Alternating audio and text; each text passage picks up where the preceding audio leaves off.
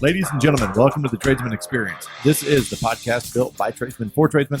My name is Josh, and across the table is, of course, on the Sunday afternoon, Mr. Nate Newton. The Nate, most beautiful motherfucker you've ever seen. how are you? God. Yeah, I take back what I said earlier. Right. Would you go back to being depressed and fucking retarded? I'm working on it, man. Man, it's good to have you back. Yeah, it's good. I Did really I hear the bike pull up? The what? Yeah, I'm on the bike today. Okay. It's street vibes, dude. Fucking, I got on the bike today, and I was like, I went and got breakfast, and then I was like, you know what? I'm taking the bike up to Carson today. Good. I got here so fast. I was like, God, I hope there's no cops, because I was just cutting in and out of What traffic. was going on with your bike, Matt? Matt Oh, was my telling me. fucking tires, dude. I didn't know that bike tires wear out at about 5,000 miles. So we're coming down Spooner, and I'm getting this chop in my steering wheel. I'm like, what the fuck is going on? So I get down to the bottom, and I go meet up with Matt. I'm like, dude, will you get on this thing and just tell me if something feels weird? And he's like, what the fuck are you doing? And I'm like, I don't know. He's like, dude, just watch the tire as I drive straight at you. And it's like, the front tire's cupped to shit. And I thought he had driven through some gum. No, it was my belt coming out of the back tire. Oh, my God. So we're at Harley Davidson at Battleborn Harley. And I had to sit there for like 4 hours to get fucking tires changed. And they're like, I think it's because it was in India. And they were like, man, push that one to the back. I was like, did you guys test ride it at least? The tech was like, dude, that's a badass bike. I'm like, I know, because it's not a Harley. Yeah. But yeah, he was telling me that. So you've already got about 5,000 miles on your bike? I've got 7,200 miles. Damn. Yeah. I'm on that. Dude, if I'm not working, I'm on that fucking thing. So I just had a little strike of envy. Yeah. I think it's I think that's awesome. Soon enough, buddy. I had, of course, back in the day. Back in the day. 1974. Yeah, when I had my motorcycle. An old shovelhead. I don't think I put 7,200 miles on that thing total. And I had it probably a couple of years. Yeah. Shit. Which, there wasn't, you couldn't go very far. There wasn't need to go very far. There's got a lot of highway miles out there, right? Well, honestly, you guys don't have back roads like we have back roads and side streets. So we just hop town to town, but it wasn't that far. Yeah. No, So, we got a lot of mountain passes, though. Yeah. Which is so awesome on bikes. So Yeah. I'm so jealous. I was coming through the valley this morning. It was 46 degrees. And the window down. I'm like, oh, so great. Glorious. Yeah. But I'm stoked to keep this series alive right now that we got going on, the females in the trades. And, last week's was fucking awesome. And given the conversations we've already had today, I'm very excited about this conversation with Sabrina Casey, who made a trip, like a personal trip. Yeah. Drove from fucking Oregon to come down here. Yeah, like 8.5 hours to come, literally sit at the table and drink whiskey and to be a part of the show. I'm just go ahead and preface that she is a listener, her and her boss. Dan, shout out to Dan. Dan, thanks for the support. Thanks for listening. And Dan, thanks for sending her down here. Yeah, man. You've based on what Nate and I have discovered so far, you kind of got a badass on your hands. So, Sabrina, man, thanks for the drive. Thanks for being here. Of course, thanks for having me. I'm just, like I said, I was super excited when you got back to me. So I was like, there's no way I'm doing this on video chat. I am going to be there in person. Well, I have told Sabrina this twice already, and now I'm going to say it since it's being recorded. Thank you for not being a welder. People forget this is not a welding podcast. And you shut your bearded whore mouth over there. It's not a... I'll say it'd be a lot cooler if you were. Yeah, and through this, through me communicating with all of these other people, and we've got kind of a variety of trades coming up as we go through this campaign and these interviews, which, man, from the one we did last week to when this one comes out to when we're done, it's going to be months, right? I'm not going to stack all of these up together. Honestly, logistically and trying to schedule is not going to allow that anyway. But there's going to be months where these podcasts are kind of sprinkled in through the normal Nate and Josh show. But is that what we're calling it now? Yeah, the Nate and Josh show. I feel like how my name came first. Well, of course it is. I mean, I'm the star of the show. Okay, I'm just trying to feed your ego. I figured if I were to stack all of these interviews up, and then when they were over, people would not like me and you anymore. They'd be like, well, this show sucks. Yeah. We want to hear the chicks again, bro. Can you guys not do this anymore? That'd be great. But no. So tell us what industry you're in. Tell us. I'm interested to how you got into the trades because you're young and you've already got years of experience under your belt and a lot of stories to go along with it. So just kind of bring us up to speed, like who you are and how'd you get here. Well, kind of what got me started in all of this is I grew up on a ranch. I grew up on a ranch my whole life. We've worked on our trucks, our tractors, 4-wheelers, whatever needed to be worked on. And I love labor. I love to work. I love to work with my hands. I thought about being a welder at some point. So I went through the welding. You're done. So as soon as I graduated high school, since I was little, I said I want to be a mechanic and I want to fucking work on everything. I don't care what it is. I want to be able to fix it. So when I graduated high school around 17, I went and I applied for UTI and I was on my way to UTI, no problem. I was there for also known as a urinary tract infection. Yes. Yep. I get that shit all the time. The UTI. I didn't know you had to apply for that. It's only because I went to Wyotech. I got to get the jab in there, right? So, Wyotech sucks ass, just so you know. God, here we go. So, but yeah, I went to Universal Technical Institute for 2.5 years. Classy. I was like, that's a really broad name. It's very generalized. And I did automotive, welding, diesel, and then forward accelerated training while I was at UTI. I did everything except for Toyota and ITEP that they offered at that location. A nutless chimp can work on a Toyota though. So yes, it's like, agreed. Yeah. Or freaking Jeeps are the same. Oh, yeah, of course I can. Yeah. I've never worked on a Toyota. I don't even know what that means. So, and that's kind of what started it. And I thought I wanted to be in automotive. I hated it. I hated every bit of it. I've worked on lots of different models and makes of cars and trucks and whatnot. And then I kind of, as soon as I got into my first fleet job, I was like, this is what I like. I like the heavy duty diesel. I like the dump trucks and whatnot. And then kind of just snowballed from there in a good way. Mm-hmm.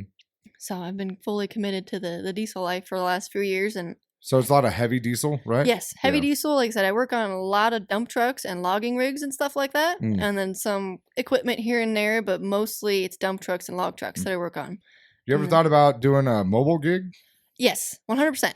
One day I would like to own my own service truck and kind of start doing that. Sorry, Dan. Right? Which is cool about my Dan's boss. like, I'll buy the truck. You just have to keep working for me. Which He's actually, like, I just lost her. which is actually kind of what we've been talking about. There you go. Is getting me my own service truck and whatnot, and maybe subcontracting through him, because Cool. I might have a good knowledge base, but I don't have all of the tooling I need and all of the diagnostic experience that I would like to run a service truck successfully. Or the financing. And to that's the start biggest that, thing. that's a Yes. big one. Yeah. So I was hoping to maybe find a cheap truck. I thought about slapping a service bed on my truck, but it's a 460. So it's God. not super gas You get efficient. 7 gallons to the mile. I was going to say, I hope you live close to work. 30 miles. I live about 30 miles from work. That is the least fuel efficient motor that's ever existed. It's fun to drive. Yeah, but, sure. Sounds cool. Sounds cool, but the fuel is not cool. I think I get 300 miles on both tanks. Jesus fucking Christ. Oh my God. My bike does better than that. That's like almost 30 gallons of fuel. I can get 300 miles. Good God. So, but I thought about doing that. I'm like, that's just not cost efficient. Yeah, to put let's a add service more bed. weight to that thing. Yeah. Right? So I was like, You're going to drop that down to 200 once Yeah. you put a service Yeah. bed on it. oh, for sure. So I'm like, that's not really a feasible option. So I'll have to figure something out, wheel and deal here and there, find some broke piece of shit that I can fix and put Yeah. a service bed on Yeah. and just go Yeah. from I was there. going to say, your line of work, you can come up with something. Yeah. That's the nice thing. Is I I can buy might know some- somebody that could work on the truck for you. Maybe. Yeah. Might know someone that can build you a bed too. Yeah. Yeah. Yeah. That would be cool. I thought about build. I can weld. I am not an amazing welder by any means, but You can it stick 2 works. pieces of metal together. I can stick 2 pieces of metal together, and it's not gonna look like chicken shit. Oh, there you So, because my first job was a welding job, I built corrals go. and Ha. fixed wheel lines and stuff. So I kind of Every time we have a conversation, I swear to God, I'm the least tradesman in the room. Just like it always turns into welding. I and I'm like, worked on a fucking air conditioner. Hey, guys. I did that once a bunch of times. So I just, like I said, I wanted to work on everything, Mm-hmm. and that is still my goal. I want to be a very well-rounded mechanic, and that Mhm. will always be my goal. Fucking A. And to someday own my own business. I think that's That would be super cool. Remind me to give you a card before Yeah. you leave. We're all like, it'd be super cool. And then you own a business. You're like, fuck, what did I do? Yeah. Right? Fair enough. But I mean, it does. It pans out in the end. You know, you just got to have that longer view. You know, Yeah. It pans out in the end if you're strategic and intentional about what you're doing. Yes. Most people just start a business out of some type of frustration and Spite. seizure and spite. And they're like, fuck this, I can do this better. And then they end up being two guys in a truck. rig welding for $75 an hour. God. And that's what ends up happening, right? Because it's like, oh, well, I know a skill. Therefore, I can enter the workplace, the workforce, and represent myself as a company. And the only thing you end up owning is a job like you had before, except now you are responsible for all the bills. Yep. Yeah. And the insurance. Jesus Christ, the insurance. Which is why I'm trying to be careful about it, because I don't want to set myself up for failure. Mm-hmm. I don't roll that way. One of the things that I pride myself on is learning from other people's fucking mistakes. Ooh, yeah, I got plenty of those. So- Whatever you want to know, I'll tell you. So I don't go and I don't make the same mistake. And some people have more of a financial fallback on. I do not. I basically put myself through school. I have fought tooth and fucking nail to get where I am. And so I don't want to set myself back. I want to try to be a little more strategic about it. And I hate to tell you, but you're going to. Oh, You know, I expect you're gonna get kicked in the fucking teeth. Yeah. It's happened a few You times didn't already. say dick. I did. I almost said dick, and I was like, should I say vagina? Like that's not appropriate. But now I just said it anyway. So here we go. Yeah, but you have to take those hits in order to be successful. Yeah. Like it's part of the game. Oh right? yeah. Like I said, I understand that there will be failure, but I don't want to go into something knowing I'm going to fail from it. So, like I said, I don't want to set myself up for failure with some thin hope of it being successful. So, I want to wait till I am comfortable with the knowledge that I've got and the tooling that I have to really try to make something happen. Because I know it's going to struggle, and most businesses don't make it in the first 2 years. You know, it's a sink or swim. This is identical to Becca. Yeah. Like Becca was very the same way Matt's girlfriend Becca, same way she wanted to be laid out, and had a strategic plan, as where Matt and I just were running in there fucking chest bumping and we fucked up doing it that way. Oh, we yeah. really did. If it wasn't for Josh, that ship would have fucking sunk. Yeah. I mean, we were not far away from it, and the fact that you guys listen to the podcast and you have that, you have an understanding of what it takes to get into it. Yeah. That's a huge step forward, and I mean, take his business card when you leave, because you're going to need it, Like I said, we love listening to this podcast because it has a lot of really good pointers that have helped me through some of, I don't want to, for lack of a better word, habits that I have or the people around me have. I'm good for now. Trying to be a good noodle. The fuck's a noodle? Fucking SpongeBob. I'm a child sometimes. Okay. I've never seen SpongeBob. Really? Yeah. Oh, that's right. You grew up in the 70s. Yeah. So. Some Bugs Bunny reference would be better for you, wouldn't it? It would be. It'd be much better. Yeah. We didn't have TV. It's funny. It was black and white when we did get it. Yeah. But yeah, I don't know. Like I said, I've had some serious failures where I'm like, I don't know if I want to keep going, because I know it'll always be this type of struggle. And so I've had my moments where I'm just like, What are those struggles? well, with just guys in the trade, I struggle with that. I don't like being touched. I don't like being belittled, and I don't like being yelled at. And I have dealt with that at every job I've ever worked at. And I really struggle when I try my best and then it's still not enough. It's like, fuck, dude. Like, what the fuck do you want out of me? Because I go above and beyond for who I work for. Because as a female, I have to prove myself 200% before I get credit. Whereas a man, fuck, you're a guy, you can turn a wrench. Whereas a female, I basically have to convince you that I know what I'm doing.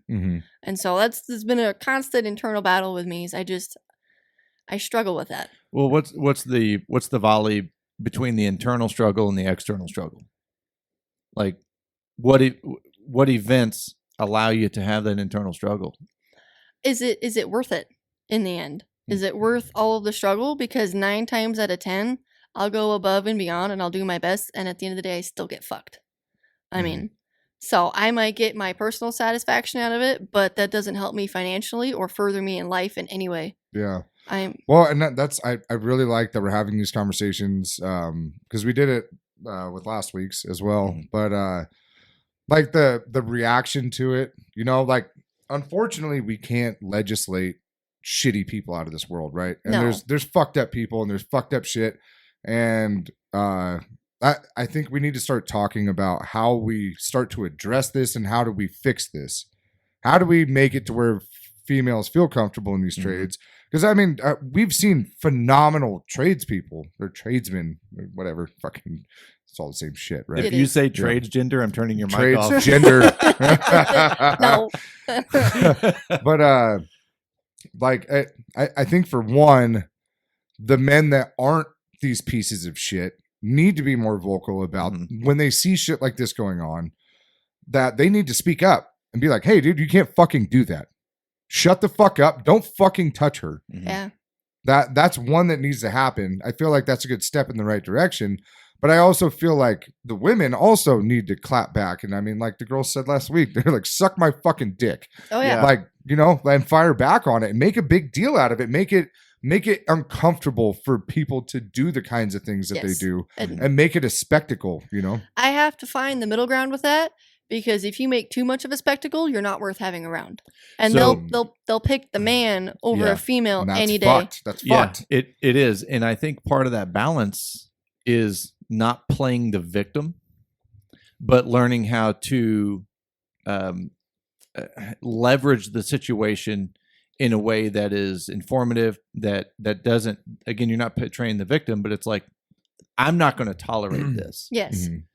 Would you mind sharing your? Would you want to share your story about the locker room? Yeah, sure. I mean, like, just I know I'm not the only one, and because I know there's more female mechanics out there, but it sucks because I think at every place I've ever worked at, I have been groped at some point by somebody, or have Jesus made fucking some Christ. fucking nasty comment or whatever it may be. But at this particular facility, I didn't have my own locker room. I had to share it with the males. And so I was in there getting dressed one morning, and some giant oaf of a man that was like 6'7" grabbed a hold of me, and he wouldn't fucking let go. I said, dude, let go. Let the fuck go of me. And by the time he let go, I had my knife out, and my boss had walked in. And so I reported it, and I said, he's grabbed my ass quite a few times, and yada, yada, yada. They're like, well, you didn't report it the first time, so it's on you. You didn't ask for it, but you also didn't tell him no. I'm like, I did tell him no, but I didn't bring it to you for this exact fucking reason. Because you will choose the man over me any day of the week, no matter how hard I work. Well, and the fact that this is in a corporate setting, right? Yeah. Where it was corporate, Yep. and that's how they treat this situation. It's Yep. like that's fucking unreal to me. That's And- unreal. And in that specific spot, I was the shift supervisor for the weekends and stuff. So, and that's why, I mean, I didn't want to say anything, but at the same time, I'm not going to work somewhere where I'm not comfortable. Yeah. Why, And- why the fuck, dude? If I was in that same position and somebody just like started grabbing me, that somebody would be dead for one. Yeah. But for two, it's that the fact that corporate's not backing you up on this. Nope. I mean, so they fired the guy though, but then they fired you also. Yep. They fired him, and then they fired me like a week later. They didn't ask me anything. They didn't talk to me about anything. I got called into the office, and he's like, here's your letter of termination. And I mean, and my manager was such a pussy. He couldn't even look at me and talk to me while he's reading the letter. He was fucking shaking. I'm like, dude, you can go fuck yourself. Because he knew it was fucked. He knew it was fucked. He's like, they didn't talk to me. They didn't ask me anything. And he didn't give two fucks. That's fucking unreal. It really is. That's like disturbing to the core. And then, That's how that got handled. I had another instance at one of the bigger dealerships I've ever worked at for a major company.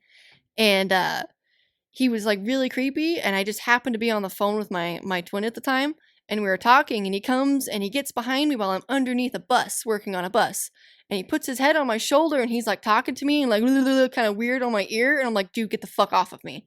And then the next day I went to the manager. I'm like, hey, he creeped me the fuck out. He got way in my bubble. I'm like, when I applied here, I told you and everybody in this shop, do not touch me. Don't yell at me and don't call me dumb. I'm like, and he crossed that bubble like right out the bat. I'm like, he was up against me with his head on my shoulder. I'm like, that might not be weird to some people, like, but that's why I say, do not touch me. Yeah. If it makes me uncomfortable, I'm like, I've had past problems where I didn't say something to begin with, and then it progressed from there. So I'm like, I'm telling you now, he made me uncomfortable. And then I didn't have any problems past that. But at the same time, it creates a problem between me and the guys in the shop.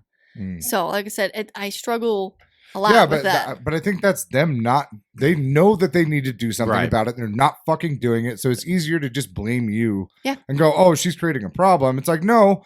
Fucking creep stick McGee over here is if I'm under a van and somebody comes put their head on my shoulder, you're leaving without your fucking teeth. Yeah. Unless it's Matt, of course, you know. And well, but I would just wrap him up and be like, hey, but buddy. I mean, you know, in your bubble, you have people that you would allow to cross those boundaries, right? We all have that. Yeah. We were talking about earlier. It's like if I don't know you, like don't fucking touch me. Don't touch me, right? Exactly. Like you can shake my hand, but you keep your distance. I don't fucking know who you are. No. But we were joking because there's I think the Beast, she's got a picture on her phone. I'm laying under the sink at their house trying to fix that water heater, and Matt is literally you can barely see me. All you can see are my legs, and all you see is Matt. It's like the Wicked Witch of the West when the house fell on a house is on me. But in the workplace environment, I think it's important to have boundaries. Yes. So everyone understands what those. And as she's telling the story, I'm thinking about like Karina, like if somebody was to do that with Karina at your shop, two things would happen. One, she'd probably stick him with something. Yeah. And two, the rest of the crew would take that piece of shit out behind the barn and whoop the fuck out of him. Yeah. And we told her that day one. We're like, look, we hired her right after we had that conversation with Sonny. And I was like, look, I didn't know this kind of shit happened. Like I had no idea that people were that fucking emboldened to do something like that. And I'm like, if anything ever happens here, you fucking tell us and we will handle it. It will get handled. Yeah. Like we won't accept any of that kind of shit, And it's like, I'm like heartbroken that you guys have to deal with this. Like that sucks. It's like I said, it's frustrating because no matter how good I do, I'm still seen as a woman. And at the end of the day, everybody's more worried about their jobs than being morally correct towards me. And so if somebody sees something happen, they're like, oh man, that's kind of shitty. I'm sorry. And then that's the end of it. They don't care. They don't speak their mind. They won't say what they saw because they're worried about their job and their life. Yeah. But this is where leadership needs to step the fuck up. Leadership needs to open their mouths and be like, hey, they need to give you a direct path of like, hey, if something happens, this is what we're going to do. And that's why he's on the show. That's why he's the star of the show. So if somebody is willing to turn a blind eye and deny what's morally, almost their moral obligation, but what's morally right in fear of their own employment, that is a fucking leadership problem. Those people don't feel safe. Pussy. Yeah. No. The culture's poor. It's poor leadership. It's not even a leader. Like they don't even get to use that That's word. a boss. And that is, unfortunately, that's the core of the problem. That's why that behavior is it's not necessarily accepted but tolerated, because the core of the problem is the people that decided that, okay, well, even though this is my company, it's not that big of a deal, and they're going to turn away. Like, yeah, but if the same thing happened to them, they would lose their mind. They'd have a whole different fucking story. Yeah. If men went through half the shit that some of us females go through, their outlook on life would be night and day. They would not treat people the way they do, and they would actually like value certain things about women or just people in general. So what? I mean, we've sat here and spouted off how to fix this. How do you see it being fixed? I think it should be more allowed for me to speak the fuck up for myself, because as a female, I'm expected to be happy and smile almost every day, no matter where I've worked. Because I don't know if that's just how women have been viewed. We are here for men's entertainment. And a lot of people see it that way. And if I'm not super pleasant, happy-go-lucky, making you smile, I'm a fucking raging cunt, and you don't want me to work for you anymore. And I don't agree with that, because I struggle. Like I said, I have to try to find the happy medium to where I'm not too mean, to where nobody wants to work with me. But at the same time, I have to be able to set my boundaries. And most people when you set a boundary, unless you're a raging twat, nobody's going to listen. Nobody cares. It doesn't mean anything. Oh, she's just fucking around. No, I'm not. Mhm. So if people will just listen, honestly, is the biggest thing. And then to have like a boss or a manager or somebody actually stick up for their employees would be quality. Because I have never had that. Not once. I mean, my new employer, he's a really good, great guy, and he stuck up for me quite a few times. Mhm. And he's not the way that most people are, but he's also from an older generation. Mhm. So he struggles with the way he was raised and how he views women, just most people do. It happens at some point or another.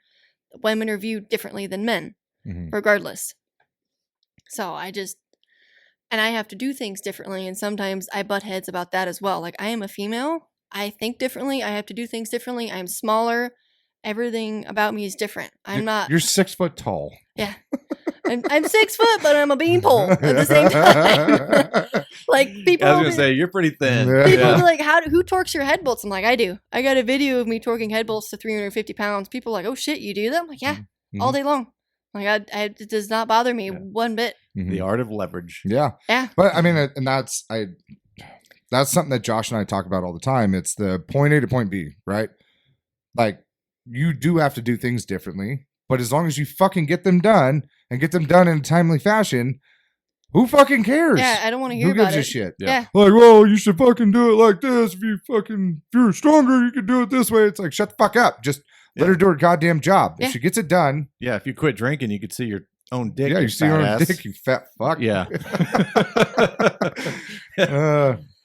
So that's, like I said, if people would actually view me as an employee and not as a female, I think that would make things differently. What do you find to be like the greatest part of being a female in the trades?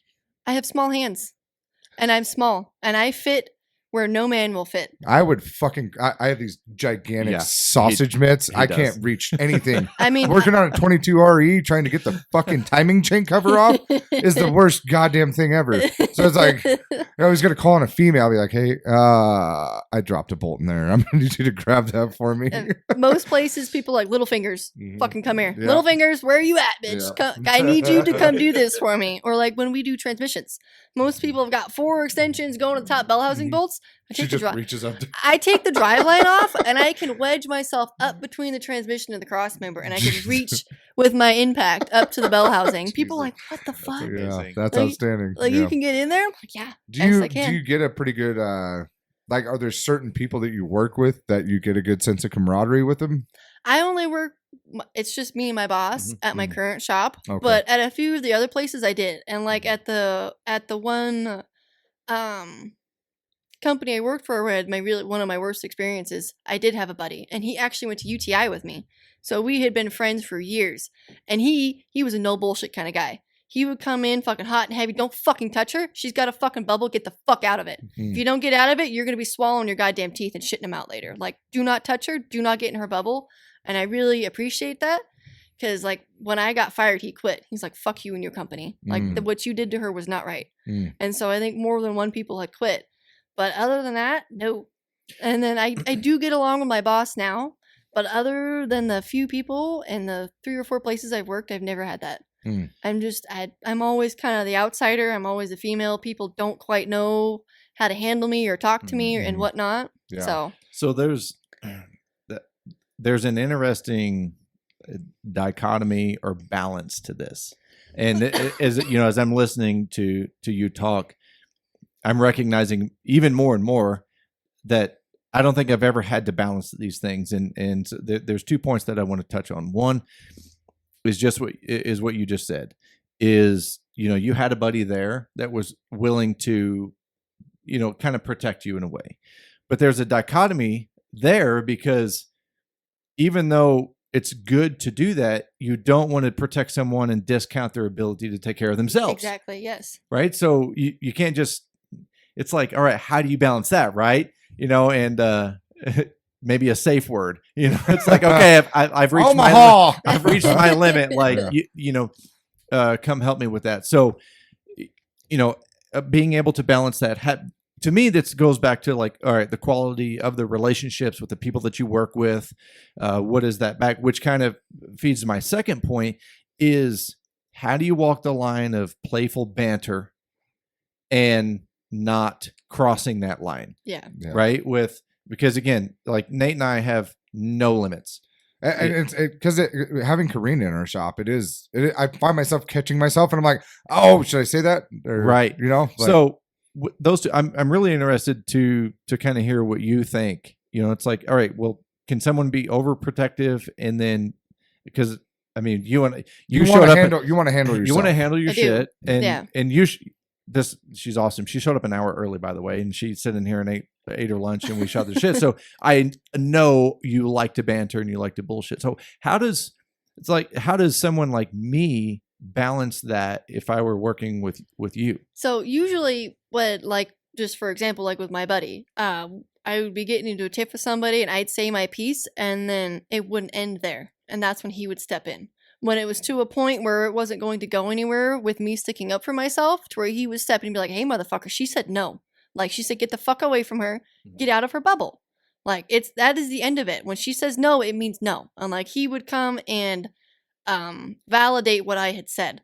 Like, because he would let me stick up for myself, because I went to school with him. He wholeheartedly knows how fucking ornery I am. And so there would be a point to where he'd be like, all right, dude, she said no. Like, you're going to get your teeth knocked out. Mhm. Like, so he'd walk up and kind of solidify what I said, so it didn't get to that point. And I mean, it sucks that you have to have that. You Yes. know that's Yeah, that it has to come from that a dude. it has to come from a dude. That blows. You know, like I'm sorry that's how the industry treats you. You know. Yeah. But also, I mean, we got to deal with the cards we got, right? Yep. And it's unfortunate that this is the position we're in. But you know, I'm hoping that people can hear this, and you know that's the point of this series of having the women in the trades in here is like, how do we start to address this? You know, and that's a fucking listen to her when she says, "Hey, get the fuck away from me." Get the fuck away from her. You Like, know, it's not playful banter at that point. No. And it's unfortunately the ignorance of men. It's easy to go, well, she's just being a fucking bitch today, and justify. Yeah. Oh, she must be their on the own- rag. Right. Yep. Justify their own behavior because you drew a line. Yeah. Right. And like I said, I'm very ornery. And I mean, I get that I might be hard to deal with at times, but I would not be able to be in this industry if I was fucking nice all the time. But I mean, if you're being a bitch, so what? You know how many times I got to go in and deal with somebody who's being a fucking dick that day? Like, Exactly. some dude's got a shit attitude on him, and it's like, hey, stop. As a female, I'm expected to be nice and have a smile on my face for everybody. And I didn't think that before I got in this industry, but if I have a bad day or I'm not just little Miss fucking Sunshine, it's a problem for people. I thought that was funny too. Little Miss fucking Little Miss Sunshine. fucking Sunshine. You know what? I'm gonna start telling that to the boys when they're being fucking assholes and be like, hey, how about you be Little Miss fucking Sunshine today, huh? The fucking stick out. I mean, like I said, Yeah. I'm ornery to people too when they have their shit days and they're throwing a little fucking tantrum. I'll be like, dude, drop your fucking purse, put a tampon in, and let's fucking go. Like, get over yourself. So how do you navigate the banter then? I'm super thick-skinned, and like I said, you can say and do whatever you want with me, except for don't touch me unless, like, if I come up to you and I touch you on the shoulder, like I say, I tell people this: don't touch me unless I'm comfortable touching you. And that might be weird to some people, but if I'm not I comfortable, feel like that's a pretty good line to draw. Yeah, that's- I'm like, you know, yeah, if I'm not comfortable being in your bubble, don't fucking get in my bubble. And then I say, you can say whatever you want to me, but don't call me dumb and don't yell at me. Yeah. Those are my biggest things, you Yeah. know? Because I mean, I've had guys in the gym that, you know, there's that whole machismo fucking, you know, they come up to slap you on the shoulder, and I'm like, hey, don't. No. Like, don't fucking touch me. And then they like to do that thing where they lean over you, and I'll never back down. So we end up like twirling around inside the gym or talking to each other, because I'm like, I'm going to back down, but I'm going to loop around the side of you, because if you fucking get too close, I'm going to crack you one. Yeah. You know? So, I mean, I completely understand that. I don't know what man wouldn't fucking understand But that. why would that be considered weird? I don't think it's weird. I don't think it's weird at all. Everyone has their own line in the Yeah. sand. It's like, oh, come here, you delicate little flower. Let me show you what's going on. So shut the fuck up. Yeah, Stop 'cause- that. It's Yeah. like, if you're here to do a job, you're here to do a job, and let her fucking do it. That's one of the things I also have to tell people. I'm not fucking here to be your friend. Mhm. I'm not here to make buddies. I mean, if we become friends along the way, cool. But I am not here to be nice to you. I'm here to fucking work. I'm Yeah. here to do my job. The end. I think that mantra of fucking girls in the trade should be suck my dick. You know, Yes. like that should be the mantra. Just like, you know, people cross the line. It's like, suck my dick, motherfucker. Like, Yeah. Yeah, fuck you. Do Yeah. it yourself. yeah. I'm not gonna lie. You know, we've gotten this far, Mhm. and I honestly feel that if Sabrina was setting with the Fab team from last week, Yeah. and we just let them sit Just- here, We just walked out. and I just, yeah, and I just ran the mics, didn't have a headphones or nothing, just yeah. Because going platinum. yeah, Fucking exactly. Going platinum. Yeah. Because but the stories are the same, the issue is the Yes. same, and Yeah. it's about how do we deal with it at this point, you know? Because we love seeing females in the trades, we really do. Like, we're huge proponents of it because I've seen phenomenal welders, I've seen phenomenal mechanics, I've seen phenomenal HVAC, even plumbers and shit like that, Yeah. electricians, you know, and I feel like their bar is so much higher because of the situation that they're in, that it's made them that much better, but we also can't let that fucking go on. Is that part of the exhaustion? Is feeling that you have to prove yourself all the time? Yes. And like I said earlier, I have to prove myself 200%, where a Mhm. man is, oh, fuck, you're a man. You can do it. I don't even have to question you. You're a man. You can do it. As a Somebody- female, they're like, Ugh. so So many- many slap dick So many motherfuckers. dudes I that are know. just a piece of shit. Just like, why are you here? Yeah. Yeah. But Interesting. that's how it always is. And it doesn't matter almost anywhere I've worked. It doesn't matter how good of a job I do. There's something that is nitpicked out Mhm. to where it takes away from the satisfaction of something that I did and I did really fucking well on. Mhm. And so there might be one point here, well, oh, you could have done this better, or oh, you could have been faster. Like, bitch, this is my first time Yeah. doing this, and I taught myself. Yeah. Like, get the fuck over it. Well, but I mean, that's also something that goes on in our shop too. You know, the guys take a tremendous amount of pride in what they do, but Matt will find the one thing that they didn't do right. You know, but that's upholding a standard as well. Yes. You know, Yeah. like, and that's something that has to happen. And because the thing is, you give somebody an inch, they take a mile. Exactly. That's why we have a 16th of an inch tolerance on everything. Yes. And Matt can fucking see it, but everybody knows that that's what the fucking standard And is. Yeah. There's a Yes. difference between micromanaging and holding the line. Yeah. You know, holding Yeah. that standard. Absolutely. There's a complete difference in that. and I deal with a lot of micromanaging. What's when you have those moments of doubt? What's that internal dialogue like to get you back on track? I've come a long way. I have fought really hard to get where I'm at, and I can't name, and nobody else can name somebody my age that does what I do. And that might sound cocky or whatever, but I've worked really fucking hard to know what I know and to Fucking do what I send do. it. Who cares if it's cocky? Fucking And so send it. I'm like, if you Yeah. can name one other 24-year-old that can do what I can do, I will shut the fuck up. But you can't. Because I have gone above and beyond to just sponge up all of the knowledge and the experience I am. And for lack of a better term, I'm a fucking whore when it comes to being a mechanic. If you want it to be worked on, I will work on it. Will I like it? No. But will I learn from it? Fuck yeah. Mhm. And I will get it done one way or another. If I don't know, I will find out. I mean, if you're a whore about it, you have to get paid. So just make sure you get paid. Always. That's why I said whore. Every time. So that's what I tell myself. Like, dude, you've come a long way from where I was. Like I said, when I started this industry, trucks were spaceships to me. Mhm. You know, big trucks, diesel trucks, the big logging rigs, dump trucks. I didn't know where anything was on them, and I'm still learning. I learn more and more every day where things are at and what's to be done. But like I said, I am a sponge, Mhm. and I constantly remind myself that you have come a long ass way and you've done it on your own. Yeah, and I mean, you don't want to give up on that.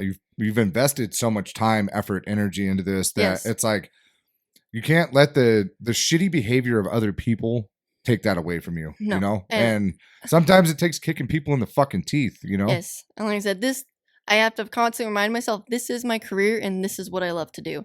So there will be days where I get pissed off or I'm having a bad moment or whoever I work for is being a raging cock. Like, I am not here for them. I am here for me. I am here. Fucking gold. I am here to learn and I am here to progress my career, not your job.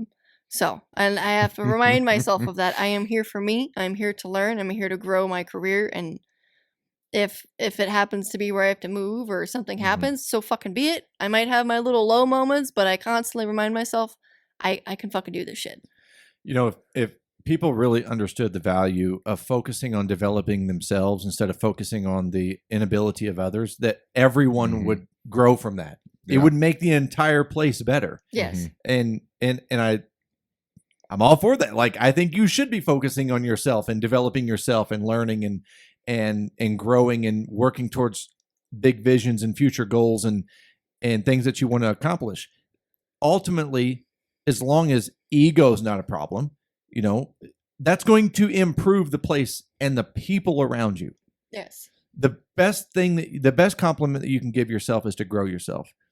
The best compliment that you can give your team and the company you work for is also to grow yourself.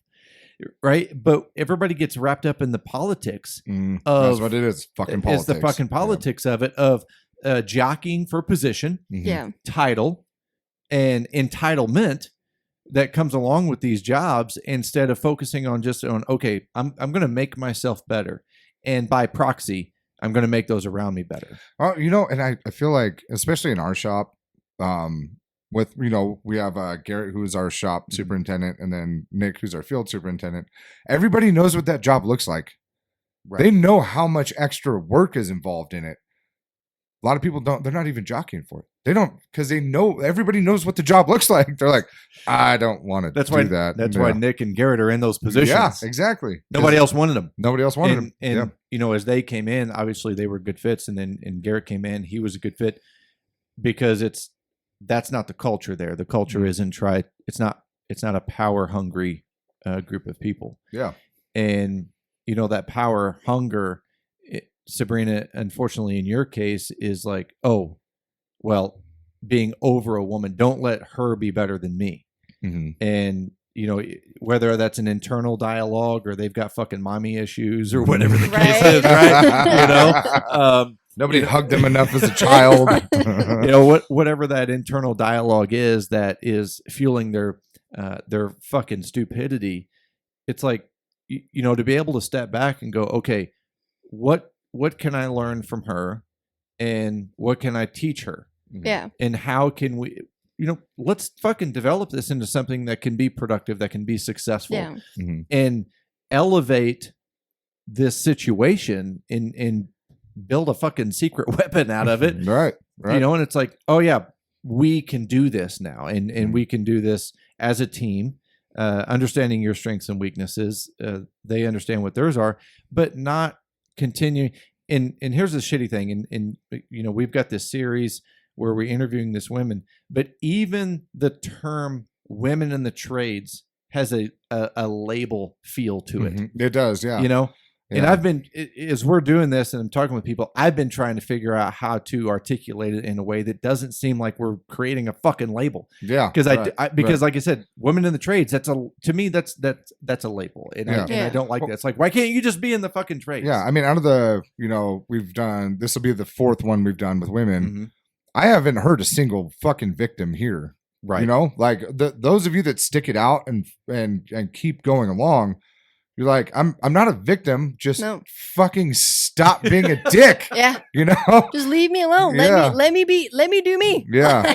Yeah. Like I said, why can't we just work together? Yeah. But I feel like that's the mentality that we have to harness and we have to perpetuate is like, and I want to ask you, like, what advice do you have for women that are coming into the trades, women that want to be in this? Like, what advice do you have to them? Be upfront from the beginning about what you are and what you're about. And like I said, every single time I get hired, I tell people, like I said, my 3 rules: don't yell at me, don't call me dumb, and don't fucking touch me, and we'll get along fine. And then from there, you work on everything else, the little bits in between. But that is the main thing that I can say, because that stops a lot of the bullshit from the start. Boundaries. Everybody's like, all right, she's about no bullshit. Don't fucking touch her. Don't fuck with her. We can banter. We can bullshit. I got extremely thick skin. But like I said, the 2 things that will set me off, or 3, I'm upfront about those from the start. And don't take shit from anybody. I don't care how big they are, who they are, where they are in position in your company. Don't take it. Because as soon as they walk over you the first time, that'll be the end of it, and they will continue to do so. So, fucking mic drop right there. Like that. I mean, I feel like that's the most sound advice that you can give somebody coming in. Like, set your boundaries. Don't let anybody. Don't give anybody an inch. No, because with that saying, you give somebody an inch, they take a mile. And as a female, I don't know what it is about being a female in any trade. it scares men to be around strong and intelligent women that have their own goddamn opinions. Mhm. It scares weak men. Yeah, Yes. yeah, Which exactly. in Yeah. today's generation, that is all there fucking is. Gen Z just got hit in the ball bag with that one. I can say that because I'm part of it. Man, All right. I know.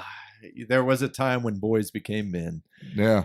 Not anymore. There was a Still time. waiting for Yeah. still waiting for the next Was it- gen. You know, did- I'm still even waiting for the millennial generation to figure Yeah. it out. You know, and I am a millennial.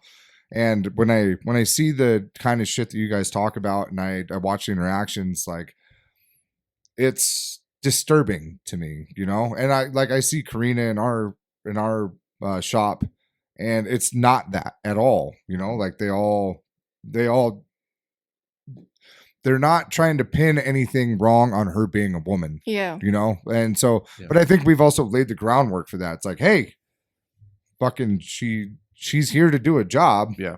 Treat her like you would anybody else. Yeah. You know? Yeah. I mean, maybe don't punch her in the dick or something, you know, but Not cool. yeah, That breaks the no touching rule. I know, right? Yeah. Like I said, everybody has that. They're set few people. It's not like everybody's going to come You're- up yeah. and slap you in the Yeah, ass. Yeah. It's a very Yeah. select It's few. a very Yeah. select few. Yeah. And Yeah. it's the same with women, because my buddy that would stick up for me all the time, he had his life, I had my life, but we were like best buds at work, and he'd say some fucking disgusting shit about me and him, and it was all just bullshit, and Yeah. we would do it, and we'd fuck with everybody else in the shop, but he was the one select person, and we were friends, and we were comfortable with it, and he didn't push my boundaries more than he knew. So we had Yeah. our set boundaries, and we never went past that, and he never called me dumb, and he never fucking yelled at me. Mhm. And like I said, you can say whatever you want to me. Mhm. Don't call me dumb and don't yell at me, and we'll be fucking fine. And for whatever reason, people struggle with those two simple rules. That's really weird that people struggle with that. Like, it seems so rudimentary that. Yeah. I agree. I mean, I call Matt stupid daily. Shut up, stupid.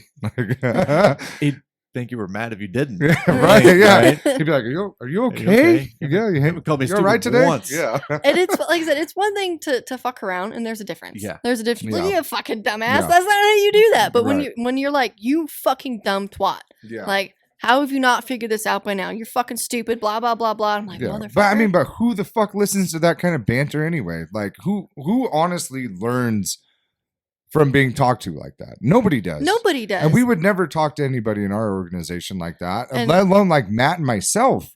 When something gets fucked up, it's like, hey, dude, what happened? This happened. Yeah, you Fuck. see, you Yeah. work to understand. Yeah, And- right. You're right. not accusatory. Yeah. No, and I had one of the other things I seem to come about a lot is when I say this is why this happened, or I fucked up and this is why I think I fucked up, it's an excuse and it's automatically dismissed. And I'm like, Hold on. Wait, what? and I'm it's- like, I don't know what I don't know sometimes. You Yeah. know, and I'm teaching myself. So you're being open and honest about the fact you didn't know something and you fucked something up and you're trying to learn from it. Yes, and it like I said, it all gets looped into just a fucking excuse as to why I fucked up, and I'm like, it's not an excuse; it's the truth. I don't know what I don't know sometimes. So if I'm doing something and I come across something and I don't have a book, I don't have somebody to teach me, I will fuck up once in a while because I've never done it before and I'm teaching myself. So when you don't know what you don't know, it creates a problem. And then when I say, well, I didn't know that, well, why didn't you ask? I don't know what I fucking don't know, so how do I know what the fuck to ask? Like- it's a catch-22. Yes. So it doesn't. What the fuck? Well, again, it's a leadership problem. Yeah, that's just shit leadership. Yeah, and I don't think that's necessarily about being a woman. That's just a fucking Yeah, that's shit just a leader, leadership you know? problem. And Like, and a lot of people are like, well, and this has been at a lot of places I've worked. I'm just trying to get you to be better. I'm like, you can do that really simply and just talk to me like I'm a fucking human being. mhm, Don't talk down to me. Don't belittle me. yeah, Just talk to me like And I'm I- a normal person. yeah, and I think a lot of that, like we talked about, it's shit leadership. It's not necessarily that you're a woman. It's that these people are shit leaders because they probably talk to the dudes like that too. You know? And a few of the places I've worked at, I have seen that because I mean, there's I worked at a dealership and they had 30 fucking bays and 5 techs in there. Shit. which tells you right there, as a heavy duty diesel shop, they're doing something wrong. Too many chiefs, not enough Indians, and it just pisses their techs off because they're micromanaging like a motherfucker. It's why Yeah. I told this specific company to go fuck themselves, Mhm. because he nitpicked everything out of what I had done in the 3 or 4 months or 6 months that I had been there, and refused to give me my raise. So I said, "You can go fuck yourself. Find somebody else." You know, and right, wrong, or indifferent, I did that because if I'm not going to progress and you're not going to see my value, I will not work for you, because I will not progress with my knowledge or with my career at being a company that constantly questions what I do. Because nobody's perfect. We all have our moments. We all skip. We all fuck up here and there. And I'm still technically green. You know, I've only been doing this shit for like 6 years. There's people have forgotten more than I will ever know, probably. You've got to have 10 solid years in an industry to be Considered. Yeah, exactly. to kind of get your To even journey. Yeah. You know, everybody's like, oh, 4 years, 3 years, 5 years. This I'm like, you got to have. No, this is a lifelong commitment. Yeah, Yes. and you got to have a decade in to get your first badge. Yeah. Yeah. You know, and but you recognize that, which is good. I try to, and like I said, I have my moments where I get a little too confident, and I'll catch myself and be like, "Hey, bitch! Like, you do not know all of this. Like, calm the fuck But down." if you don't catch it, your work will. Yeah. Yes. Well, that's the yes. thing. I spent 12 years in the pipeline industry, and I thought I was the biggest swinging dick at year 6. Mm-hmm.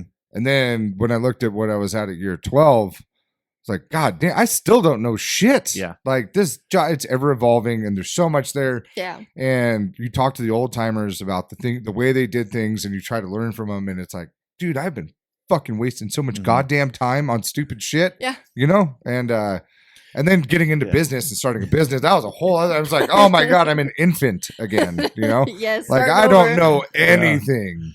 Yeah. You know? So it's that I want people to understand that fact too, that you're never, you know, we talk about it all the time. You're never done. No. You know, you're just at the point you're at. And the moment you think you have shit figured out, this job will kick you in the fucking mouth. And you're going to go, oh my God, I got to start all over again. Yeah. all over. All over. I Yeah. heard this quote that practice doesn't make perfection, it makes progress. Mhm. So, There you go. and you always progress as long as you try to learn more. You will never be perfect. There's always more to learn. There's always newer models. There's always different models. There's always something more to learn. So, practice will never make perfect. As was one of the things I try to live by. As much as I practice, I will only get better. I will never be perfect. Nobody Yep. fucking is. So there's what you guys are talking about is a great segue to one of the points that I wanted to bring up tonight. Not that we're gonna steer away from being a woman in the trades for a minute, because I want to talk about the fact that you're 24, and one of the big issues that people in business have today is understanding how to. No, it's good. Is how does someone communicate or connect or relate or even strategize business in a way to attract people your age? And so that's a big generalized swooping quote. So I'm going to Health insurance. yeah. Well, I mean, okay, benefits is a one big thing, but Sabrina, the conversation you and I had before we started recording and stuff was the importance of continuing opportunity for you in a company. And I kind of want to jump on that because you were just kind of leaning that way a little bit, but I know that's important to you. So explain to me, what does that look like for you because it's really big for the younger generation, right? They don't want to come in, plug themselves into a job for 40 years and stay there. Mm-hmm. No, and I want somewhere where I can learn and progress. That's my biggest thing. If I come to somewhere, I don't want to just come and be a mechanic forever. I want to one day own my own business. And I tell people that I want to get the knowledge to do my own thing. I want to be a well-rounded mechanic. That's always been my goal. That will always be my goal. And if I don't have a setting to where that is even an option, then it's not for me, because I won't be happy. And if I'm going to work somewhere, I love what I do. I love being a mechanic. I do not ever want to hate coming to work. And so if the way you run your shop and your business, which it might sound like a snobby thing to do, but I don't want to work there if I don't enjoy it, because this is my career. I don't want to hate what I do when I'm just starting out. I'm fucking young. I'm How still the a child. fuck is that snobby? You know, I mean, this- if you so- get up every goddamn day and go to this Yeah. place and you're miserable, Yeah. fucking, This who would want to do that? right. That again, I think that this is a quick sidebar because I want to talk about the growth opportunities in business. But see, I think that's part of the programming of being a woman in the trades is they always have to preface with what they're going to say with, well, this might sound bitchy, this might sound snobby, this may Yeah. sound right, this, right. but it's like, why does that have to be a thing? Because Yeah. I thought the Yeah. same thing, and you said it. And he's like, that doesn't sense. I'm like, what? No, that's the best reason to fucking Yeah. leave a place. Right. And somebody the other day mentioned, like, you have a fucking ego problem. I'm like, I might have an ego problem in some ways, but like I said, I try to find the balance because I do know what I'm worth.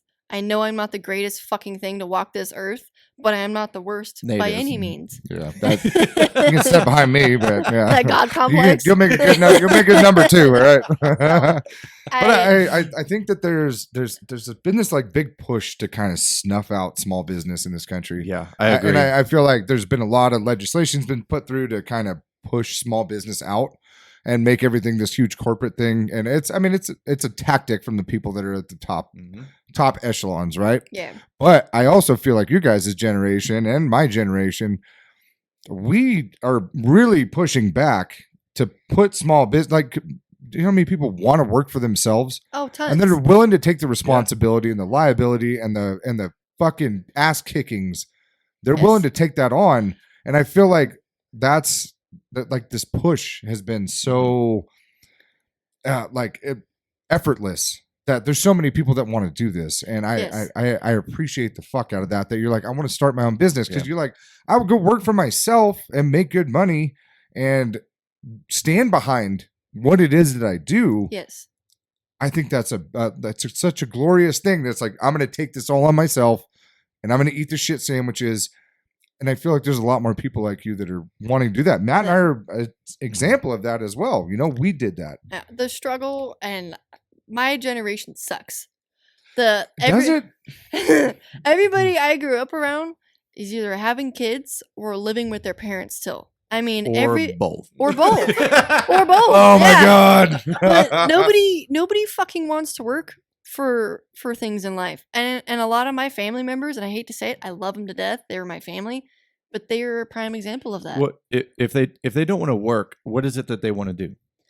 They don't know. And a lot of people in my generation are like that. Mm. They don't know what they want to do. They can't find that thing that they're passionate about or that they think they might be passionate about to pursue. And there's so many people in my generation that are like that. And they're like, well, how do you do it? I'm like, I have known I've wanted to be a mechanic since I was a fucking child. And I have stuck to it. Pick something that you enjoy. You might not be great at it, but if you enjoy it, fucking pursue it. And that's my 2 cents on it. But most people in my generation, they don't want to work and they want everything handed to them. That's like the most thought-provoking answer that I've heard yet. You see like, my gears jam. yeah, dude, we both just looked at each other like, oh fuck, there it is. You know that they don't know They don't. And because it's a lack of exposure. I Yes. never even thought of that. Yeah. I mean, honestly, like It's easy to just motherfuck him. It and be is, like- it really it's is. like, oh, you lazy pieces no, of shit. No one has ever. I've never heard that before. No one has ever said that to me before. Yeah. They're not willing to work because they don't know what they're going to do. And And yeah. it's interesting to me that it has to come first in the equation for the formula to work.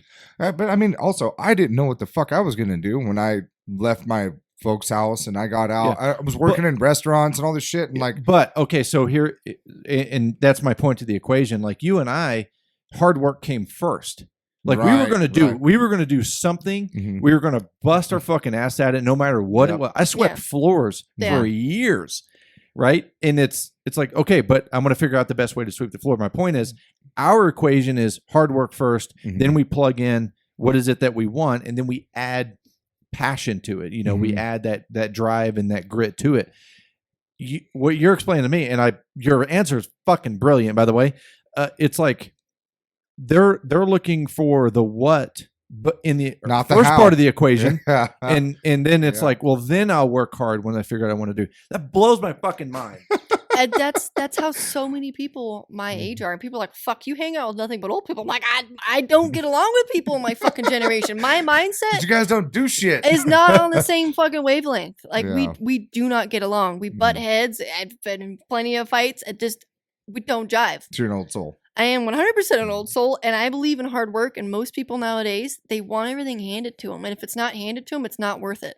And I don't agree with that. I have a problem with that. How do we correct that? And I'm interested. Is it the exposure? Is it inform and educating? Is it developing growth and opportunity in Or is it business? just let the motherfuckers be poor for a while and just be like, God, I don't want to do this anymore. I've known people that have been bumming on people's couches for the last 6 years and still do not know what they want to do in life. I'm like, welcome dude, to Oregon. these are people in Nevada that I grew Oh up no with. shit! Damn it! This is Nevada shit too. It's Damn. everybody in my generation and the people I went to high school with, and I grew up in Nevada, but we were so close to the California border. We went to school in California, so because our ranch is right across the Cali border, and it's right. We're You guys right up up there in by the corner. Quincy, or Yeah, kind Okay. of. Yep. Okay. Yep. So we're right up by the Sheldon Reserve and everything in Nevada. So nobody knows where that's at. nobody has any fucking idea. I just always say it's in the corner up by Oregon and Cali because Yeah. that's the general fucking area.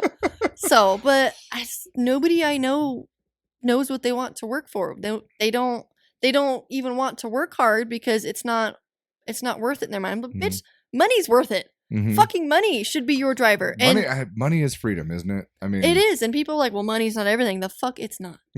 The fuck You it just is don't know where not. to shop. It provides everything. It though, does, right? it It does. offers Yeah. you that freedom. It's a It tool. It Yeah. is a tool. And Mhm. if you have to work for it. Nobody's going to give it to you.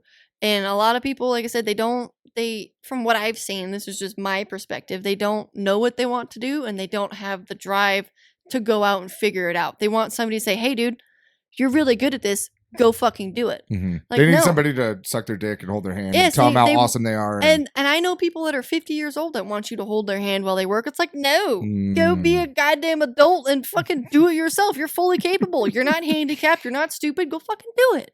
I mean, but at that point, I mean, are they kind of stupid? I mean, Just kinda- you'd think they're not Yeah. stupid, but I mean, I just don't. because you can do a task doesn't mean you're not stupid. Fair enough. Fair enough. Yeah. But I don't understand it because I don't see things that way. Mhm. And people that I know personally and everything else and that I've grown up with, that's how they think. I mean, I have people that are still living at home with their parents after 6 years out of high school that have never had a job, that have never done anything with themselves, that I can't wrap my brain around that. I'm like, what Yeah. in the fuck? But I mean, That's hold a on. leadership Yeah, problem. but hold on. Is this in the household? But is this just a generational problem, or has this problem always existed and it's just exacerbated through, let's say, like social media, that we see it a little more prevalently, but these people have always existed? Because I mean, there's always people at the top, there's always people at the bottom, Yeah. and I mean, we have generations of people that are a little more willing to let their children fucking stay in their house that long. Like you know what I got from my dad for my 18th birthday? I got a bill for $50. He's like, you owe me this every week now if you're going to stay in this house. He didn't buy me anything. He's just like, this is what life looks like now. Yeah. Like, you owe me fucking money every week, you know? So it's, I don't know if it's necessarily generational. I think that Gen X and Gen Z, the millennial generation, all this shit, like, we all have had it. And I think that there comes a point where people get so fed up with being poor and being disenfranchised that they finally take responsibility for themselves. And I think it just takes a little longer nowadays. I Yes. think back in the Gen X era, you got a window and it was like, hey, figure your shit out. And then 6 months later, it's like, get the fuck out of my house. Yeah. And now there's like this protective, like, oh my God, there's all these things against you and Yeah. fucking life's not fair. And it's like, yeah, it's fucking not. And see, I grew up old school. Like, I didn't have a phone till I was like 16. We didn't have TV. We didn't have fucking internet. I grew up on a ranch. If we wanted, I didn't have a phone. Yeah, till I because it was the 16. 70s. Because I remember when I didn't have a phone because You didn't have them. they didn't have them. so I It's not a rotary phone. Dialing 911 was a motherfucker. fair enough. But Fucking bleed out before it get through. as much as I used to complain about how I grew up, I'm grateful for growing up more old school. I grew up working my ass off, bucking hay, throwing cows down. I worked 3 different jobs before I left high school. I worked on 2 different ranches, not including ours, and I waitressed for quite a while. And then I was a welder at another fucking spot. And so, I mean, I've always worked hard, and that has always been something that my dad had instilled in us as kids, is if you work hard, you will get what you want out of life. So, and do you feel like you're getting what you want out of life? I set myself goals, and they're not impossible goals, and I keep hitting them. And that's when I have my moments of doubt. I tell myself that, like, dude, you've come a long way. You went to school, you put yourself through school. I had my help along the way, but not nearly to where some kids, their school was paid for, their cars were paid for. Like, no, I had clapped out fucking shit boxes. I had to fix them constantly. I did side jobs the whole time. I mean, you showed up here in a Fiero. So yeah. I mean, fuck. She pulled in. I was like, I think she wants to race. Are you Sabrina? Or do you need money? Yeah. I don't know. Fix my fucking Fiero. But it was either that or my clapped out my old pickup. I mean, I do not drive that 460 all the way here. Yeah. Oh my God. I was going to last time. I got up to the fucking blockade, and I had my 3 dogs with me, and we were fucking bobbing to Reno on my 460. I didn't give a fuck. I was coming. Have to start a GoFundMe to get her home. Yeah. I think I had like $500 set aside. I'm like, I'm gonna be stretching this shit thin. I'll get there. But if I do a really good job, they might help me get home. Where there is a will, there is a way, by God. Yeah. Hey, I think that's where a lot of people fuck up. Is that where there's a will, there's a way. And I mean, like Matt and I, everything that we've done, we've jumped into it head first. And we're just like, dude, can we handle this? We'll fucking figure it out. Yeah. And there's shit that we have taken on that has been so outside of our realm of capability. Yeah. But we developed the capability along the way. And I feel like to have any level of success, you have to do that. You have to get so uncomfortable and so in debt with the situations you put yourself in, that you got to fight your way out, and that's where you learn. If you stay in comfort, you will never grow. If you are comfortable with what you're doing, you will never progress at anything. Because comfort is a killer for growth, in my opinion. I think she listens to the podcast. I think she might. Well, and I've had to teach myself and unlearn a lot of really bad habits that I grew up with. Yes, I feel like that's something that a lot of people don't understand, is that it's not about just growing. It's about unfucking yourself of a lot of the bullshit that you pick up along the way. And a lot of people, everybody's got their fucking trauma, whatever the fuck, but you have to unlearn your survival tactics to really grow and progress at certain things. Because if you're just stuck in survival mode, that's all it is. That's all you're gonna do is survive. You're just gonna react to everything, and you're just gonna be reactive, and you're not gonna be like, okay, what can I do better? What can I learn from this? Where can I grow and progress? Other than fuck, that sucked. Let's move on. You're always looking at step 0.5 instead of step 2. Yes. You're always looking at just fuck. If we can do this, we can get through this. And it's like, no, we're not trying to get through anything. We're trying to accelerate. Yes. So we have to look 2 steps beyond and make our decisions based on that, right? Yeah. All right. So back from a quick break, I want to circle back around because again, we're talking about the generational differences and how some of the, and I agree with you. I think some of the stuff has always been there. It's just kind of exacerbated. Yeah. Now, and people are more exposed to it. I have a client that I just started working with. Awesome fucking dude. Big team. Like 20-person team, some shit like that, like big team. Sounds expensive. And the age ranges from like 20 to 60. Okay. And good luck getting all them motherfuckers to get along. Okay. So because of that, because I mean you're checking baby boomers down to Sabrina, whatever your generation is. I don't even know what it's called. I don't really pay attention to it. Z? It's the Z? Okay. Is it M-I-Z? Yeah, I think you're generation 24. 24. Yeah, you're Z. Yeah. The hell's the next one? X. No, it's over after this. The whole thing falls apart. Oh, everybody knows. Yeah. This was the end of it. I feel so less stressed now, actually. We don't have to try anymore? Yeah. So one of the things that I was coaching him on and so I'm going to walk this scenario through, walk you through the scenario because I'm interested to see if you're an exception to the rule or get your feedback on it. Because this comes from solely from my experience, but the younger generations, the 60-year-olds, the gray beards, you can you can hand you can hand them a project and go here, and literally that's the last time you have to talk to them until the project's over, right? Bill it. The younger generation, the experience I had in my company with my millennials, and I had guys that were 19 and 20, is I needed to be purposeful about communicating with them, not only more, but also along the journey, along the span of the project, ultimately creating feedback for them. Mm-hmm. And as I was, did I do it good? Well, and it's okay. So right, so it's not about balancing the participation trophy attitude. It's just about navigating it differently.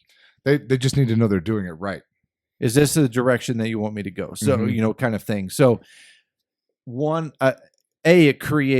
sometimes it creates conflict because the levels of communication required between the different generations, it's different.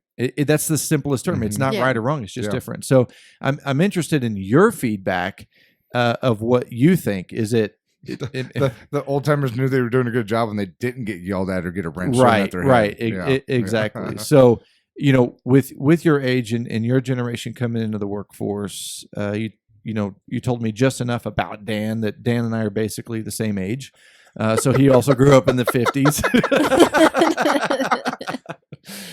But I'm interested, would you find that to be factual about kind of how you operate? In my current setting, if I've never done it before, and being that I don't have access to manuals, I don't have access to all the proper OEM information, I don't know what I don't know. So if I don't get pointers on specific jobs that I've never done before, I'm going to come to you in between and be like, hey, this is what I think. I'm going this way. This is what I was planning on doing. Am I going down the right path? And so I'll confirm what I think because I've never done it before and I have no way to research it. So you are my only source of knowledge at that point. And so if it's something like I've done before, like, hey, go pull the heads off that 6.0. You got it, boss. No fucking problem. I'll get that done today. Mm-hmm. But when it's something I've never done before, I have to have a little bit of guidance because I don't have the tools to look it up for myself. And I don't want to be a YouTube fucking mechanic. So, I mean, sometimes it comes in really handy, but with specific things, I would much rather go to OEM or somebody that's done it before. And so just to save myself the fuck up, or since it's a small business, the money to fix my fuck up, I will ask a question or confirm what I think I know, and then we'll go from there. But usually it kind of just depends on the job. If it's something I've done before and you say, this is what I need done, fucking cool. I'll go do my thing. But if it's something I haven't done before and I have no way to research it myself other than through fucking Google, I will be asking you questions. So there, you can go just a second because here's what I like about what you said, and I'm really interested in what Nate says. People need to understand there's a difference between seeking confirmation and seeking admiration. There was a time at Battleborn Welding where there was a fucking revolving door of people coming in and asking us, what should we do?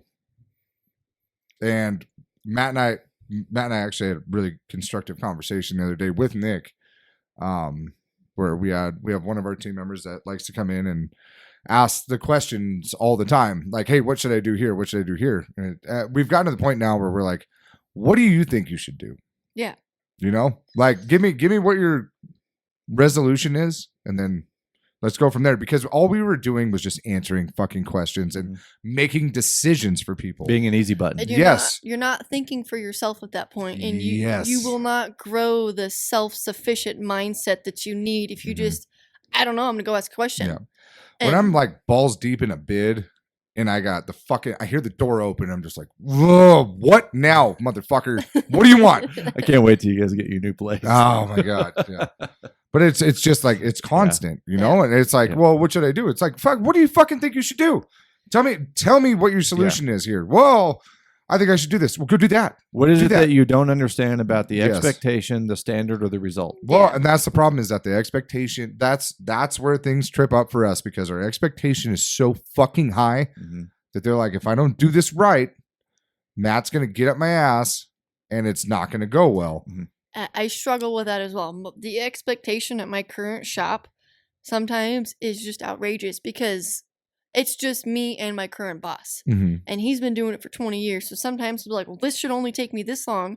You know, I expect you to be able to do it in, you know, roughly the same or just a little bit more. And it's sometimes like, bro, I don't fucking know what I'm doing. Yeah, I've never done this before. I've never done this before, and I can't look it up. So we get frustrated with each other, because I'll be like, I think I'm on the right track. This is what I think.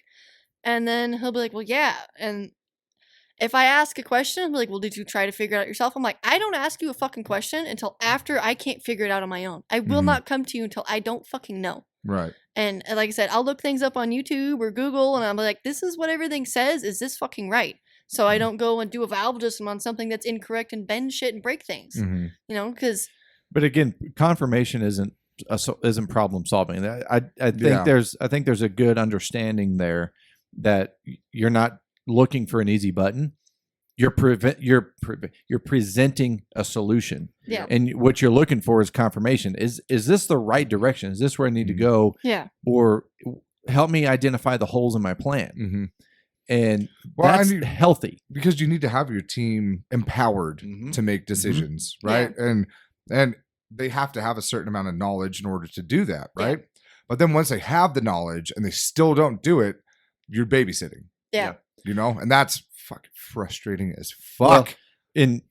she touched on something that you know that you and Matt did often, especially in the early years, most of the years, was you would set an expectation as if you were doing the job. And you can't bid jobs like that, because I'll tell you right now, Matt and I are fast as fuck with everything we do. And these guys, they're not there. You know, we can't bid a job that way. We can't bid it for Matt and I to do it. Now, the market only allows so much, but you have to understand that there needs to be a gray area there. We have to train them. You have to train them. And that's the ideal team player is to have someone that can replace you, and you expedite their ability through training and through expectations and through good leadership. There is a way. But you can't impose your time and performance expectations onto someone else that doesn't possess your skill set. Yeah. When you've been doing it for 15 fucking years and they've been doing it for 3. It's a huge difference, you know? And people like to get upset about that. They're like, why aren't you faster? And it's like, because they've been doing it for 3 fucking years, dude. And do you think, what were you doing at year 3? Exactly. Yeah. And like, I'll be doing huge jobs where most people are like, fuck, I don't know what to do. And like I said, I'm doing full teardowns and rebuilds on engines, and I do different models so often. Which is cool, by the way. Thank you. It's very fucking rad. Yeah. I love it. And he hates overhauls, which is good for me because I learn so much from doing them, and we do such a different variety. I mean, it doesn't matter what make or model it is. We do them. And I've done Cummins, Cat, not Detroit, DTs, and Max Forces and stuff like that, and Cummins.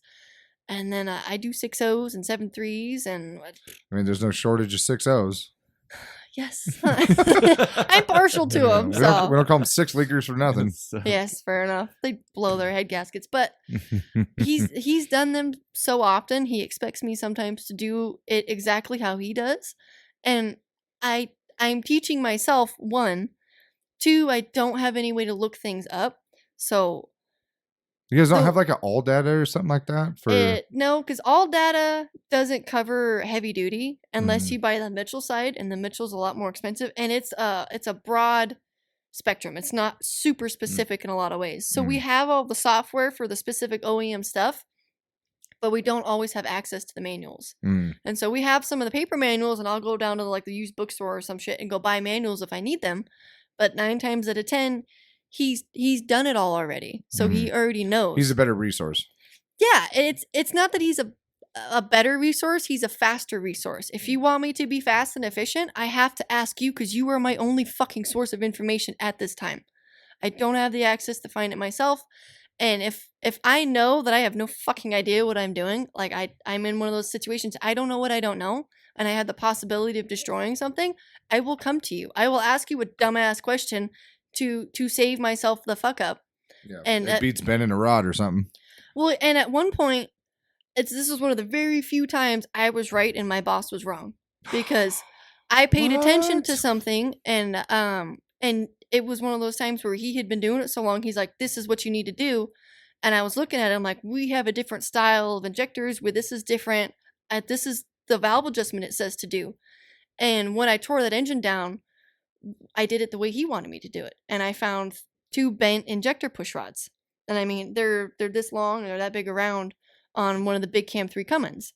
And so we did it improperly because it was one of those things where I asked him a question and he was super confident in it. And then the next time I did it after the overhaul, I'm like, we have this style of injectors. It needs this valve adjustment. So I was like, oh, okay. But there's times that I'll ask him a question and he doesn't know. And he says he does know. Mm. Because it's one of those things. I'm young. And I think of it as Miss fucking Trunchpole. I'm big, you're small, I'm smart, you're stupid kind of thing. What was that thing she used to stuff the kids in? I don't know who you're talking about. Miss Trenchbull from Matilda? The choke. The chokey. It was the The chokey. Yeah. Never heard of it. Easy, old man. Yeah, I know. I'm getting exposed to so many interesting things in this conversation. But that's one of the things I've dealt with almost everywhere I've worked. I'm big, you're small, I'm smart, you're stupid. And that's the Miss Trunchpole rule, I call it, because that's exactly what it is. That is what it is, yeah. And that's fucked, but I don't know.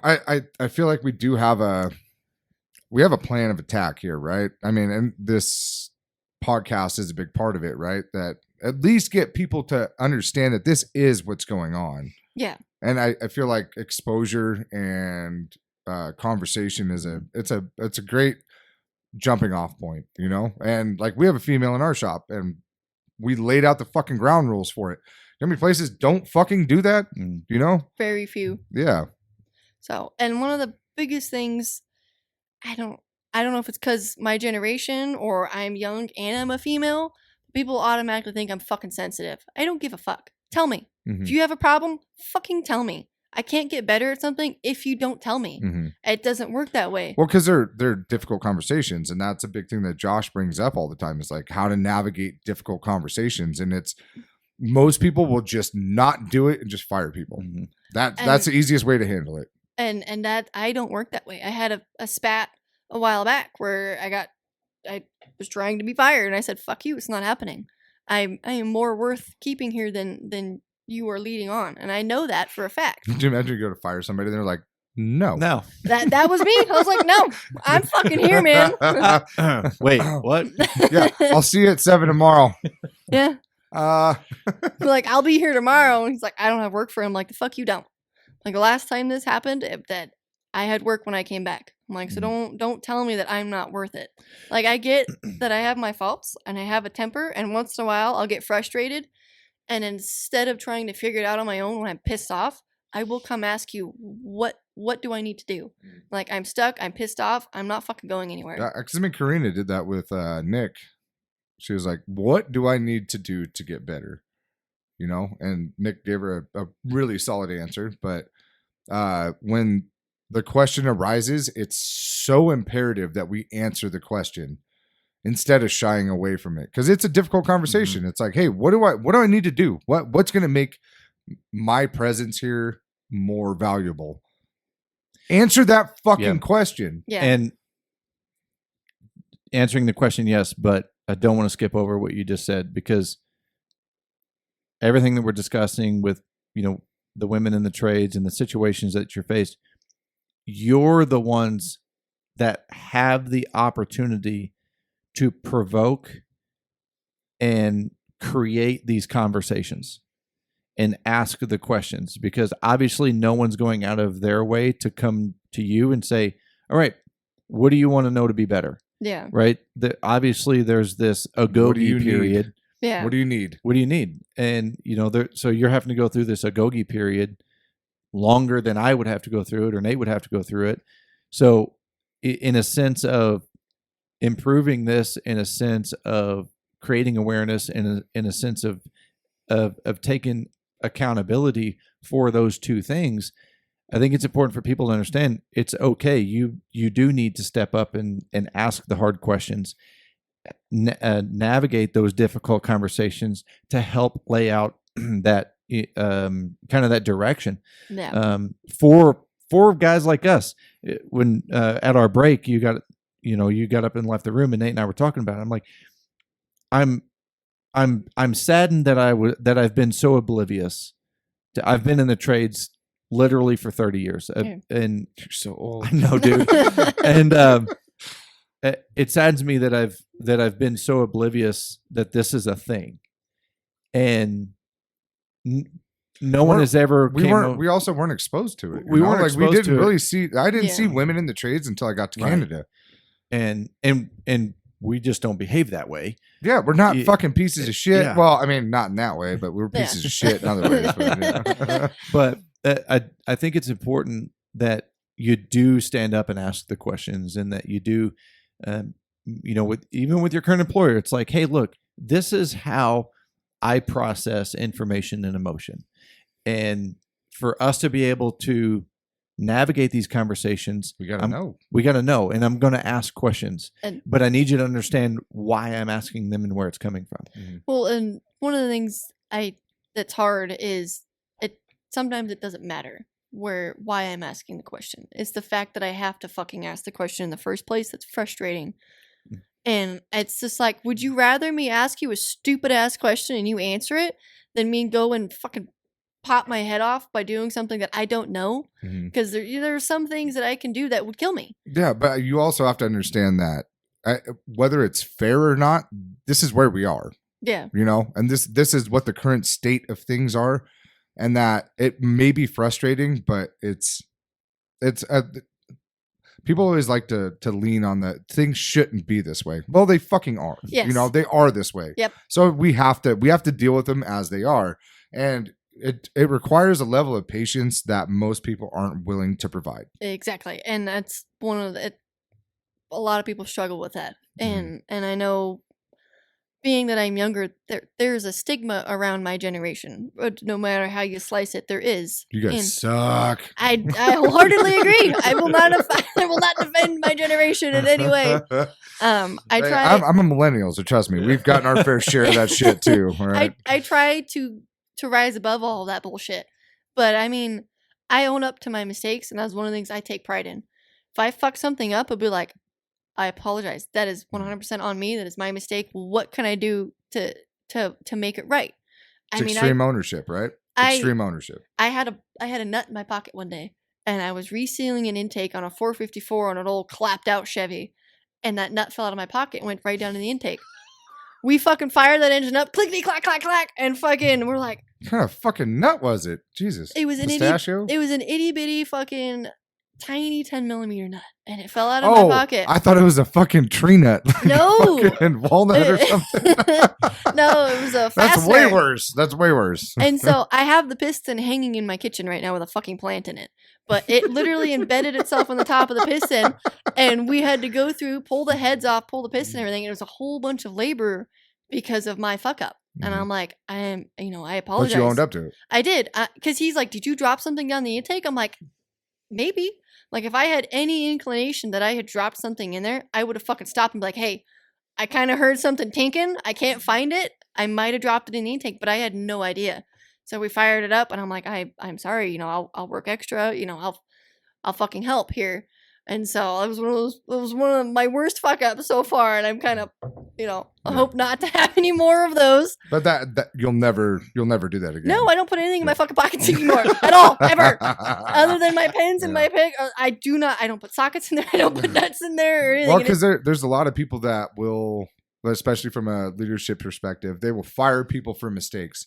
And I think that's one of the dumbest fucking things you can possibly do as a leader is fire somebody for when they fuck up. And that's something I've come across. And this leads back to a conversation I had this last week. I was on the chopping block for a fucking mistake I made because I did this job 8 months ago and I forgot to do something that I did the last time I did it. And he's like, we do this on every fucking overhaul. How have you forgotten this? I'm like, I just fucking spaced it. I don't know what else to tell you. It's my mistake. I fucking forgot, you know? And then it snowballed from there and it got into a big old pissing match. And I was like, no, you're not firing me. That's how that conversation started is I forgot to do something. Yeah, but that will be at the top of your checklist the next time you go to do an overhaul, right? And exactly. And that's the hardest lessons are the ones you don't forget. Mm-hmm. And so, and I get that he tries to instill that sometimes. You know, when I fuck up, he makes it a big fucking point. So I do not do it again. But at the same time, it's hard for me to learn when I don't feel appreciated. I get, and I get that I don't need you to appreciate me or fucking give me a pat on the back for doing my job. But when you sit there and you yell at me, it takes away the satisfaction that I got from that job. Mm-hmm. It takes it away from my own satisfaction. I don't need your fucking approval because I know usually, you know, I try my best to do a good job. And when I fuck up, I own up to it because, like I said, I try to do my best. And if my best isn't always good enough, then I'll be like, you know what? Fuck, I'll do better the next fucking time. You know? And there'll be days when your best is not good enough. When we've seen it, Yeah. I have been in that position plenty of fucking times where we go in, especially when we were pipelining, we go in and we're doing like seismic upgrade shit and we're blasting these welds out and we're fucking just trying to crank it out to make sure we stay on schedule, do everything right, and then it fails UT. Yeah. It's like, that's on us. That was our best. And we fucking didn't make it. Yeah. And that's going to happen. You're going to have days like that. And you have to just wear that shit on the chin and keep moving, you know? Yeah. You are going to have days like that. But the other side of that is if you have something in your work, in your business that is repeatable or repeated, then there needs to be a system in place to support that. Yes. Duh. It sounds dumb No, it right now. No. Because especially in the pipeline industry, right, that everything was systematized to a fucking T. And when you fucked up, it was because you got lackadaisical about it. That you fucking working too many hours, doing whatever fucking excuse you want to have, you still didn't do what you needed to fucking do. And this is a mistake that a lot of people make when developing systems. So Sabrina, you said, hey, we do this on every overhaul. Okay. Yeah, Jesus. We do this on every overhaul. Oh, God, why can I not say that? You haven't even been drinking. I know. Anyway, we do this on every jib. If that's the case, there needs to be a system in place to ensure that. Yeah. The QC. That's it. There's going to be anomalies, right? There's going to be variables. There's going to be humans involved. So that's okay. Thank you. Because when people design systems, they forget the human factor. And just like Nate, you're talking about with the pipeline industry and everything is systematic, it's kind of like building something that an architect put on paper. Oh, thank God. Yeah. Oh, it works on the paper. Well, bring your fucking paper out in the field and show me how it works. You input the human factor or the reality of the situation. It's going to change the equation. My point is, when there are systems in place that can support productivity, support success, support repeated behavior, then you get to focus a little bit more on the human factor, which is performance. Yeah. Right? And so now you get to focus a little bit on that because you have things in place that are going to mitigate those mistakes. Yeah. So I just wanted to highlight that. Preach, brother. Preach. And I know my mistake was my own fault, and I did own up to it. And I was like, I'm fucking sorry. That's my fault. Because in what I was doing is I was checking measurements for I have a hard time trying to explain what I'm doing. If you've never done it, it's like fucking this is. You're gonna tech out on this right now. You're speaking gibberish to me right now. But on the big diesels, you have the cylinder sleeves or the liners, and they slide inside the block, and then your piston rides up and down on that. Well, you have a specific protrusion to where those liners can stick out above the block. Mhm. And so you have a shim that goes underneath this spacer deck, and that sits over the top around the liners, and then you bolt that down and you measure how far the liners You stick use out. like feeler gauges for that, right? There's a specific tool, and it's a flat block with a little dial Stop indicator trying to on sound it. smart. Nate. Okay. There's a dial indicator, and you just slide it across, and you go over the top of the spacer, and it pops up over the liner, and it gives you a specific protrusion. Mm. And then it's supposed to be in a specific measurement. I'm like, what the fuck am I doing wrong here? I forgot the shim. It's like, well, shit. So I put the shim in there, and every Well, there's time your problem. exactly, and I'm like, fuck, I don't know how I forgot that. I'm like, my mistake. And when I put the shim in there, well, you're supposed to high tack it.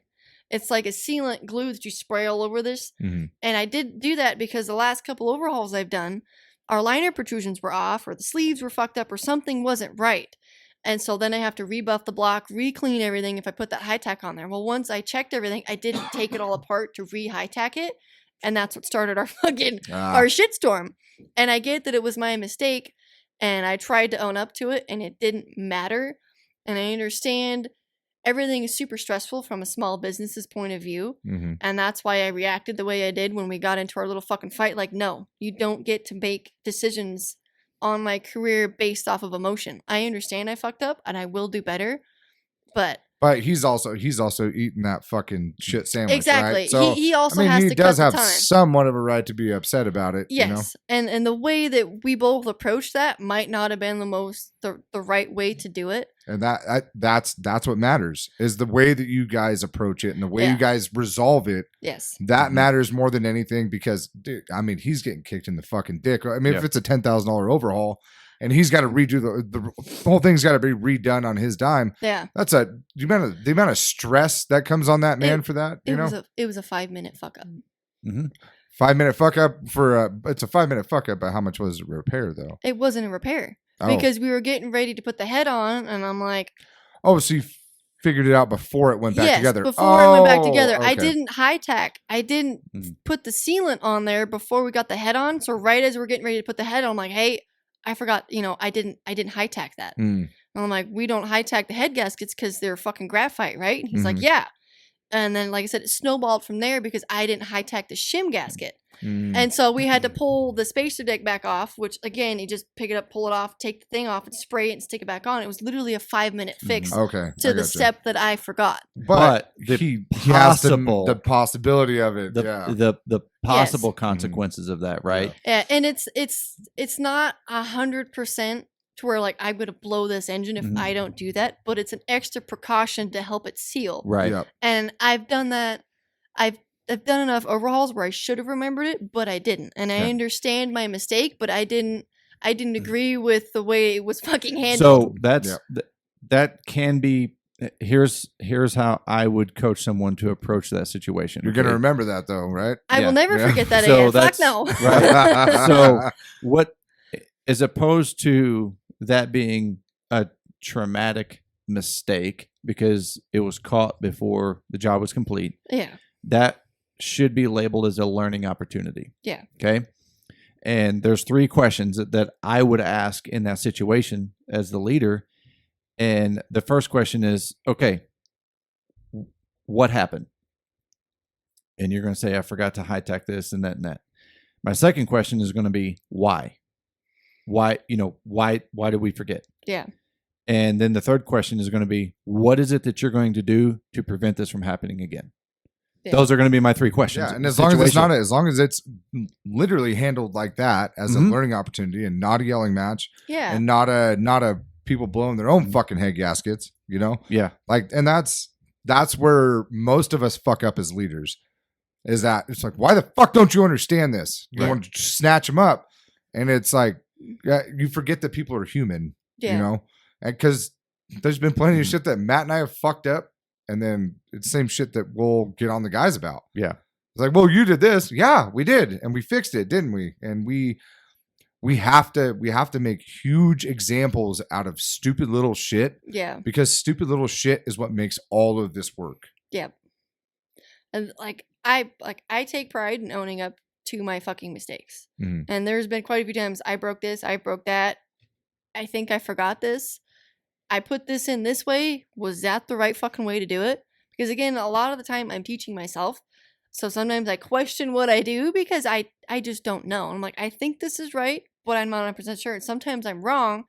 And then we have to go back over and fix it. And I'm like, I'm trying to teach myself here. Not everything I do is going to be perfect. Yeah. You can't have me be fast, teach myself, and learn at the same time. It's like that. What's that adage? The fast, cheap, and right. Good. Yeah, fast, cheap, and right. You get two. Yeah, you get two. You get You two. only get two. Yeah. And like I understand it struggles, especially with a small business. And I was hired on under pretenses that we would have time to train me. Mm-hmm. There was not time to train me. But it's OJT though, right? On the job training. Yeah. Yep. It's all hands-on training and everything.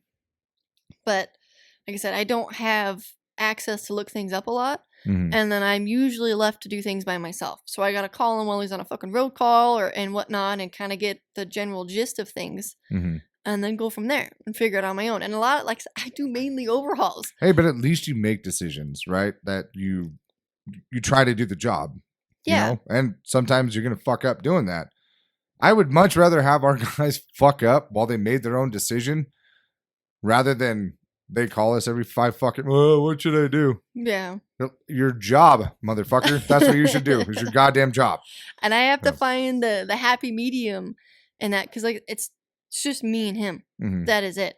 So what I do directly affects the business and his profit. Yep. So I have to really be careful where I pick and choose to take a chance with the jobs that I do. Yeah. Because But I mean that's a great way to look at it too though. I mean that's what are you like 50? Yeah. What business owner doesn't want you to do that? Yeah. You know, like mitigate the risk, right? So, and like I said, once in a while I get bitched at because I ask, instead of trying to figure it out on my own, I just ask a direct question because my retarded ass mind once in a while just doesn't go in the right direction. So I'm like, I understand that my brain ain't going on the right track, so I'm going to come ask you the question. Hey, dude, the hamster came off the wheel. Can you help me out yes, here? that's basically it. So, and he'll be like, I need you to think for yourself. I'm like, I'm really trying my best to do that. But at the same time, I'm not trying to cost you a bunch of fucking money in the process and lose my job. Yep. So like it's really hard for me to find the happy medium. Well, I'm not sure that there is a balance, but I'm sure there's a continuing counterbalance to that. Yeah. Yes. And so if, 1 week it's not super great, the next week I will bust my ass. I will stay late. I'll work fucking 16, 18-hour days. I don't care. Mm-hmm. There's been months that I have worked 7 days a week with no days off, to make up for some of my fuck ups. Or like with the Chevy, I'll work off the fucking clock to fix my mistakes. Mm-hmm. It doesn't bother me because morally, regardless, I feel better about it than if you have to pay for me to fix my fuck up on top of everything else. I mean, it's a Chevy, so you're gonna have to work 18 hours a day. It's a piece of shit. It was, and I'm like, this is a patch job. Take it away. But Matt's gonna get a kick out of that. He just got himself a brand new GMC. It is a nice. Wants to talk shit on my Dodge. Oh shit! He can say whatever he wants. I have no brand loyalty, so No. I'm about to go get me a fucking Toyota Tacoma. I don't need to haul anything anymore anyway. You're not gonna get rid of the Dodge. No, it's a nice truck. Yeah, it is a nice truck. I know it's a nice truck. I have one. I've got shit to say about them all. They're all shit. They're all pieces of shit. Everything is shit. Yeah. Everything. Yeah, it's either the motor or the transmission or the front end or the something. body. Yeah. Dodges are the body and the fucking transmissions. The engines are great. Yeah. But the fucking truck's gonna fall apart before the engine fucking breaks. And then GMCs, you're gonna constantly be rebuilding that fucking Duramax. Goddamn dirty Maxes, I hate them. I hate working Should have gotten on an LBZ. Yeah. Yep. And so, there's pros and cons to everything. Oh yeah. They're machines built by humans, designed by people to make money. No, they're designed to break. Yeah. That's the point. 100%. Yeah. And that's why Anytime, if you have a diesel, anytime you take it in, it's $1,000. Doesn't matter. No Fucking matter what easy. it is. Oil Easy. change. Yeah, spark plugs.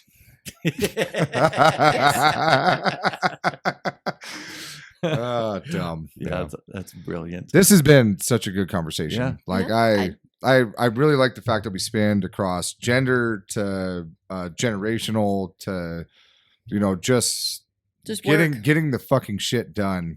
Like this has been great, Sabrina. We really appreciate you being here. Like I said, I'm super thankful you guys have me on your show and everything.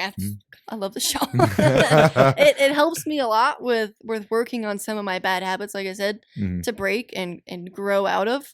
Because I grew up little different than most people, and with some shit that not everybody can handle. Yeah, rancher So- in Nevada, you're probably a little backwards. Yeah. Fucking bass backwards, yes. Some hills have eyes shit going on out there, you know? Well, it's a fucking wild. Like I said, there's no service, there's no internet, there's no Wi-Fi. We turned the generator on in the evening to watch TV while we had fucking dinner. That was it. Mm. I And it mean, was just the 3 cable channels that came that's in. literally it. Yes, exactly. Watching super old school black and white fucking movies and shit. I feel like And- she's my grandpa reincarnated. Probably. Grandpa Chuck, is that you? Right? And I mean, people will get lost on the way out to our ranch because it's 40 miles each way just on dirt So you got road. 1,000 acres, right? That's a lot of land. We own 1,300 and permit another 13 through the BLM. Jesus Christ. So it was quite a bit of land that we grew up on, and I love it. I appreciate that I grew up that way because I would not have turned out the way it turned out. Mm-hmm. Which is funny because I'm Just a grease monkey piece of shit, right? basically yeah, hard working. I'll say that. I mean, she's drinking whiskey She straight. is. Yeah, she had no So- problem with that. No, not at all. Cheers. Cheers. Sabrina, as we start to wrap up, is there anything that you want to share that we haven't touched on? Just I hope that people my age figure out what the fuck they want to do, because I don't like being roped into my generation. I really hate that, but I don't know. Mhm. I don't know what to say or what to do. I really like the fact you went to your generation instead of your gender. You know, like the No. fact that you don't feel necessarily 100% disenfranchised by being a woman. No, because I have gone above and beyond, and for me, I know that I am better than half the fucking guys out there. I can work circles around most I can people. attest to that. Yeah. I can work circles around most people, and I take pride in that. I don't give a fuck what gender you are. You know, get out there and do something with your life. We need more people in the workforce. We need more people that have drive and want to work. That's the biggest thing. Nobody wants to work in today's day and age. Everybody's like, "Oh, we need this, we need that." Who are you gonna fuck find? hmm Nobody wants to work. That's why there's all these dealerships that are dying for mechanics or in any trade, but nobody wants to go through the effort and the process of learning a trade or just learning how to do your job properly. hmm They just want the satisfaction out of it without any actual labor or effort. I like that word, labor. Mhm. That's good. That's a good word choice. Because people, like I said, people just they have no desire to work anymore. I don't, it's one of those things I just can't understand. There's that Dropkick Murphy song, and it starts off. It says, "There comes a time in every man's life when decisions have to be made, whether to toil, to labor, or just plain piss your days away." That's Gen Z right there. Seriously, though. And I just wish people my age and just in general in today's day and age, just get the fuck up and do something with yourself. I don't care what gender you are. I don't care how old you are. You have the ability to do something. Just go out and acquire the knowledge and do it. Well, you have a gift to share, Mhm. and you've been able to tap into your gift. And I think people that they undervalue that. And being in the trades takes there's a gift that you can apply to a skill set. And you fell in love with heavy diesel. Yeah. You guys are welders. Should have been welding. I can't do either of those because that wasn't my gift. That wasn't my niche, you know. And I think people try to plug themselves into this broadband formula, and then they don't get the result they want. They quit entirely. It's like, no, you got to find the equation that works for you. Find your skill set, and it's like, all right, this is for. And I talk about this a lot. Like, I don't have a creative mind, so for me to do what Matt does isn't fucking possible. Give me something that's broke and I can fix it. That's my gift. So Like the reverse engineering guru. it's Like somebody put it together the first time, I can kind of work my way back and figure it out. do this. And it's like, Yeah. make it better. But I think, understanding what your skills are, what your gift is, and then applying your passion to it. And I think you're a rarity too, Sabrina, because you knew you wanted to be a mechanic at a younger age Yeah. than you are. I'm so young, I know. Yeah. But I think that's I think that's part of the brilliance of it. And I want to circle back to one thing, and then you can kind of guide us through our closing comments here. But it's like, go try something and apply hard work second. Stop looking for the one thing that you want before you decide to work hard. And that's going to rattle around in my head for quite some time, because I've never heard it articulated that way. No one's ever shared it with me that way. But just stop waiting for the perfect thing to come up. Just go out there and fucking do it. Just go Get out and shit work. done. Yeah. And you'll discover what it is that you're good at, and you'll discover what you enjoy. And I try to explain that to a lot of people that are like, I have personal people, my family, for example. You know, my twin, I love her to death. She's fucking awesome. She's super smart. She's fully capable of doing amazing things with her life. But she's one of the ones, she doesn't know what she wants to do. So she doesn't want to put in all of the effort for something when she's not 100% sure that's what she wants. But it's like, dude, if you go out and you make money, you can have the money to go and pick what you want to fucking do. Mm-hmm. You have the money to move where you want to do and find the thing that you're passionate for. And so I'm 100% passionate about that. And don't compare yourself to somebody that has it all, because you don't know what they went through to get there. They didn't just that didn't just happen overnight. They worked hard for that. And if you want something that you care about, you have to work hard for it too. So don't constantly compare yourself to somebody that's super successful, because you can be there as well. Instagram's full of shit. Yeah, Instagram, TikTok, all of those things are full of fucking shit. Yeah. Stupid things. That's I feel like that's the issue right there, is that people don't understand what the payoff for the labor is. Sometimes the payoff is finding your passion. Sometimes the payoff is finding what you want to do. Yeah. It's not about the money. It's not about the accolades. It's not about the notoriety. It's about just figuring out what the fuck you're going to do for the rest of your life. Yeah. I had no idea this is where I would end up. You know, like zero fucking idea that I would be a welder and own a company and all this other shit. Like, never would have crossed my mind at age 20. I was just working. I was just fucking doing it, just getting after it. Yeah. And working 20 hours a day and doing 38-hour shifts and doing reliners and shutdowns and all this kind of stuff. And I was just there to do it. I was there to just enjoy what the process looked like. And it built something in me that I had no idea this is what the payoff would look like. Yeah. And I love that you said that, because I think, and as I look back over my career, I didn't appreciate the process like I should have. And doing this now, working with the people in the companies that I do now, when I drive by a job site and I see someone out there with a hard hat and a tool belt on, I want to stop and go, appreciate this. Like, this is phase one, motherfucker. Man. And I mean, I could go back tomorrow and I could go right back into that, and I would love every second of it. And I want people to understand that it's like, appreciate where you are. When you're new, if you've been wearing the bags for 20 years, it doesn't matter. You should appreciate where you are, because you don't entirely know where you're going to end up. No. And there's not, people ask me about, doing this, and I tell them, I said, there's not a day that goes by that I don't miss being in the shit in the tool bag and every day. Life was a lot easier. Oh my God. I was so fucking good at it. And then my day was over when I left the job site. And that's what I mean by appreciating it. It's like, stop wondering or hoping that there's something better. Man, appreciate this part of it. Yeah.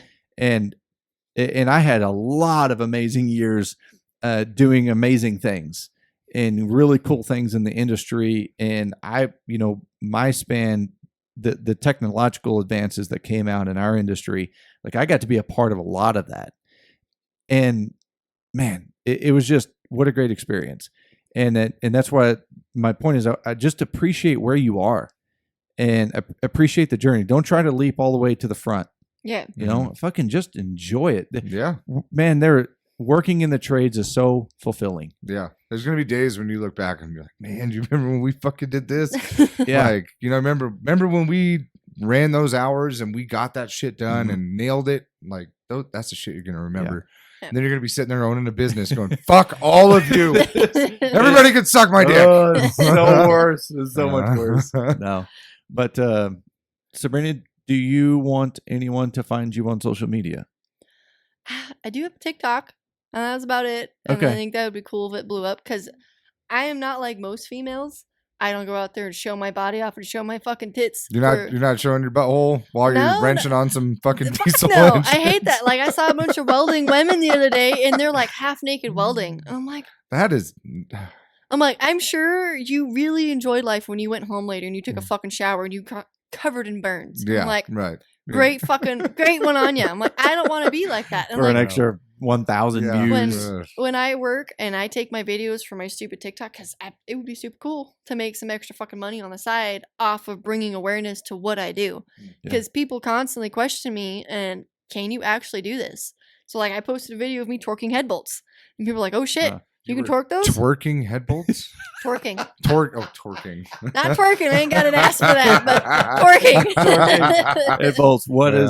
is what do they call it on TikTok? Is it a handle? Is or it still a handle? Yeah, what's your- sign? I don't know. What's your TikTok, so I don't calling? know. How do they find you on TikTok? I honestly don't know. All right, well, I'll put it in the show notes. Yeah, You can let me yeah. know what it is. We'll put it on there. Yeah, Yeah. I just know that my name. What is your name on TikTok? It's Diesel Babe 97. Okay, I guess that's how they find you. Yeah. I guess I don't Okay. know because I had some of my buddies like, dude, I saw you on TikTok. I'm like, yeah, I fucking share my shit, man. Mm. Because that's literally all it is. And most of the women that I know, they're like in bikinis doing shit. I'm like, no, I'm in my full uniform, covered in fucking grease, doing my job. Yeah. That is it. That is the extent of what is I mean, on in my my opinion, account. that's way hotter anyway. So, Yeah. And what's nice about it is I have nothing but men on there. I'm like, yeah, keep following my shit because at some point I think TikTok pays you for it, but I don't. no. I am not super great when it comes to technical stuff because, like I said, I didn't have Mhm. the You access. are my grandpa. I didn't have access to what most people the fuck did. is a cell phone? That's me, and be like, I can make calls and text you. Like, Yeah. past that, I'm fucking illiterate when it comes to technology. Usually, I mean, I can diagnose stuff with a computer or a scan tool, but my phone or a laptop, like, I don't know. Still far better than we can do. So. Yeah. No doubt. I'm like, my printer doesn't work and just throw it away. Just go get a new one. That's me. Yeah. Throw it away and buy a It's new. out of ink. It's cheaper to buy a new computer If anyway. my phone Or It costs the goes- same. It costs the same. Buy a new Costs the printer. same. Fucking costs the same. Thank you so much for making the drive Of course. and being a part of this series and sharing your story. I learned a shit ton, and I'm better for this conversation. Dude, this was I love the fact that it spanned so many different Mhm. aspects of this, you know, whether it was gender, generational, or, you know, just getting the job done. Like, and it may not feel like it, but we are 2 hours deep. Holy shit, we really? did 2 hours. Yeah. I may Jesus not fuck. be Yeah. making that 8-hour drive back today. It's like, oh, We, fuck, it'd be like an hour long. I Yeah. didn't expect No, 2 we- hours. No, that's why this is organic, and we Mhm. just let it roll. We don't try to limit people, and but what a great story. I'm looking forward to staying in touch and seeing you grow through the things that you're going to grow through and continuing to share your story. So, man, so thank you so much for being here. Of course. Like I Yeah. said, thank you for having me. I was beyond Yeah, well- beyond excited to come here. That's why I Well, drove. A big thanks to Dan for his support Yes. and encouraging you to even come here. And Dan, next time you're welcome. You can come hang out with us too. Yep. So there's an open invite to Dan, Mhm. and because somebody that's my age that I can actually relate to, that'd be awesome. and, couple of blue hairs just fucking bitching about the younger generation. and I'm for sure an hour. he has a lot of questions for you because Yeah. I understand wholeheartedly. I'm not the easiest person to get along with, but that is because I'm very blunt and I'm very upfront. Mhm. So once in a while, he's like, I don't know how to fucking handle you sometimes. Yeah. So like, Spray her with a garden hose and tell her to get back to work. Fucking knock it off. Get your shit. Get off my lawn. Fuck. So and like I said, he absolutely loves your guys' fucking show. No. He's like, I'm so jealous. I'm like, I don't know what to tell you. Like, you're the Yeah. one that fucking wanted me to come up here and everything Yeah. because I didn't see your post because I hadn't followed you guys on Instagram, but he follows you and sees everything So he's like, Josh's beautiful face. That's Doing it. those, those weird little videos Just by doing himself. my thing. Yeah, that's it's so weird. Hey, Dame. Nate, anything? No, that was fucking awesome. I'm 2 hours. Fuck you guys. Yeah. I'm getting out of here. I need to go eat. right. I'm gonna Yeah. finish what I fucking didn't eat earlier. Oh, I was gonna say, did she point at that bottle? No, pointed at her food. So, all right. Well, you can find Nate on Instagram at Nate Newton 87. I am on Instagram at The Tradesman Experience. Sabrina is on TikTok at DieselBabe97. Yes, sir. All right. You can find more about the toolbox on the website at thetradesmanexperience.com, and the email is thetradesmanexperience@gmail.com. Thank you so much for spending this time with us. Get out there, get shit done. Be proud to be a tradesman. See ya.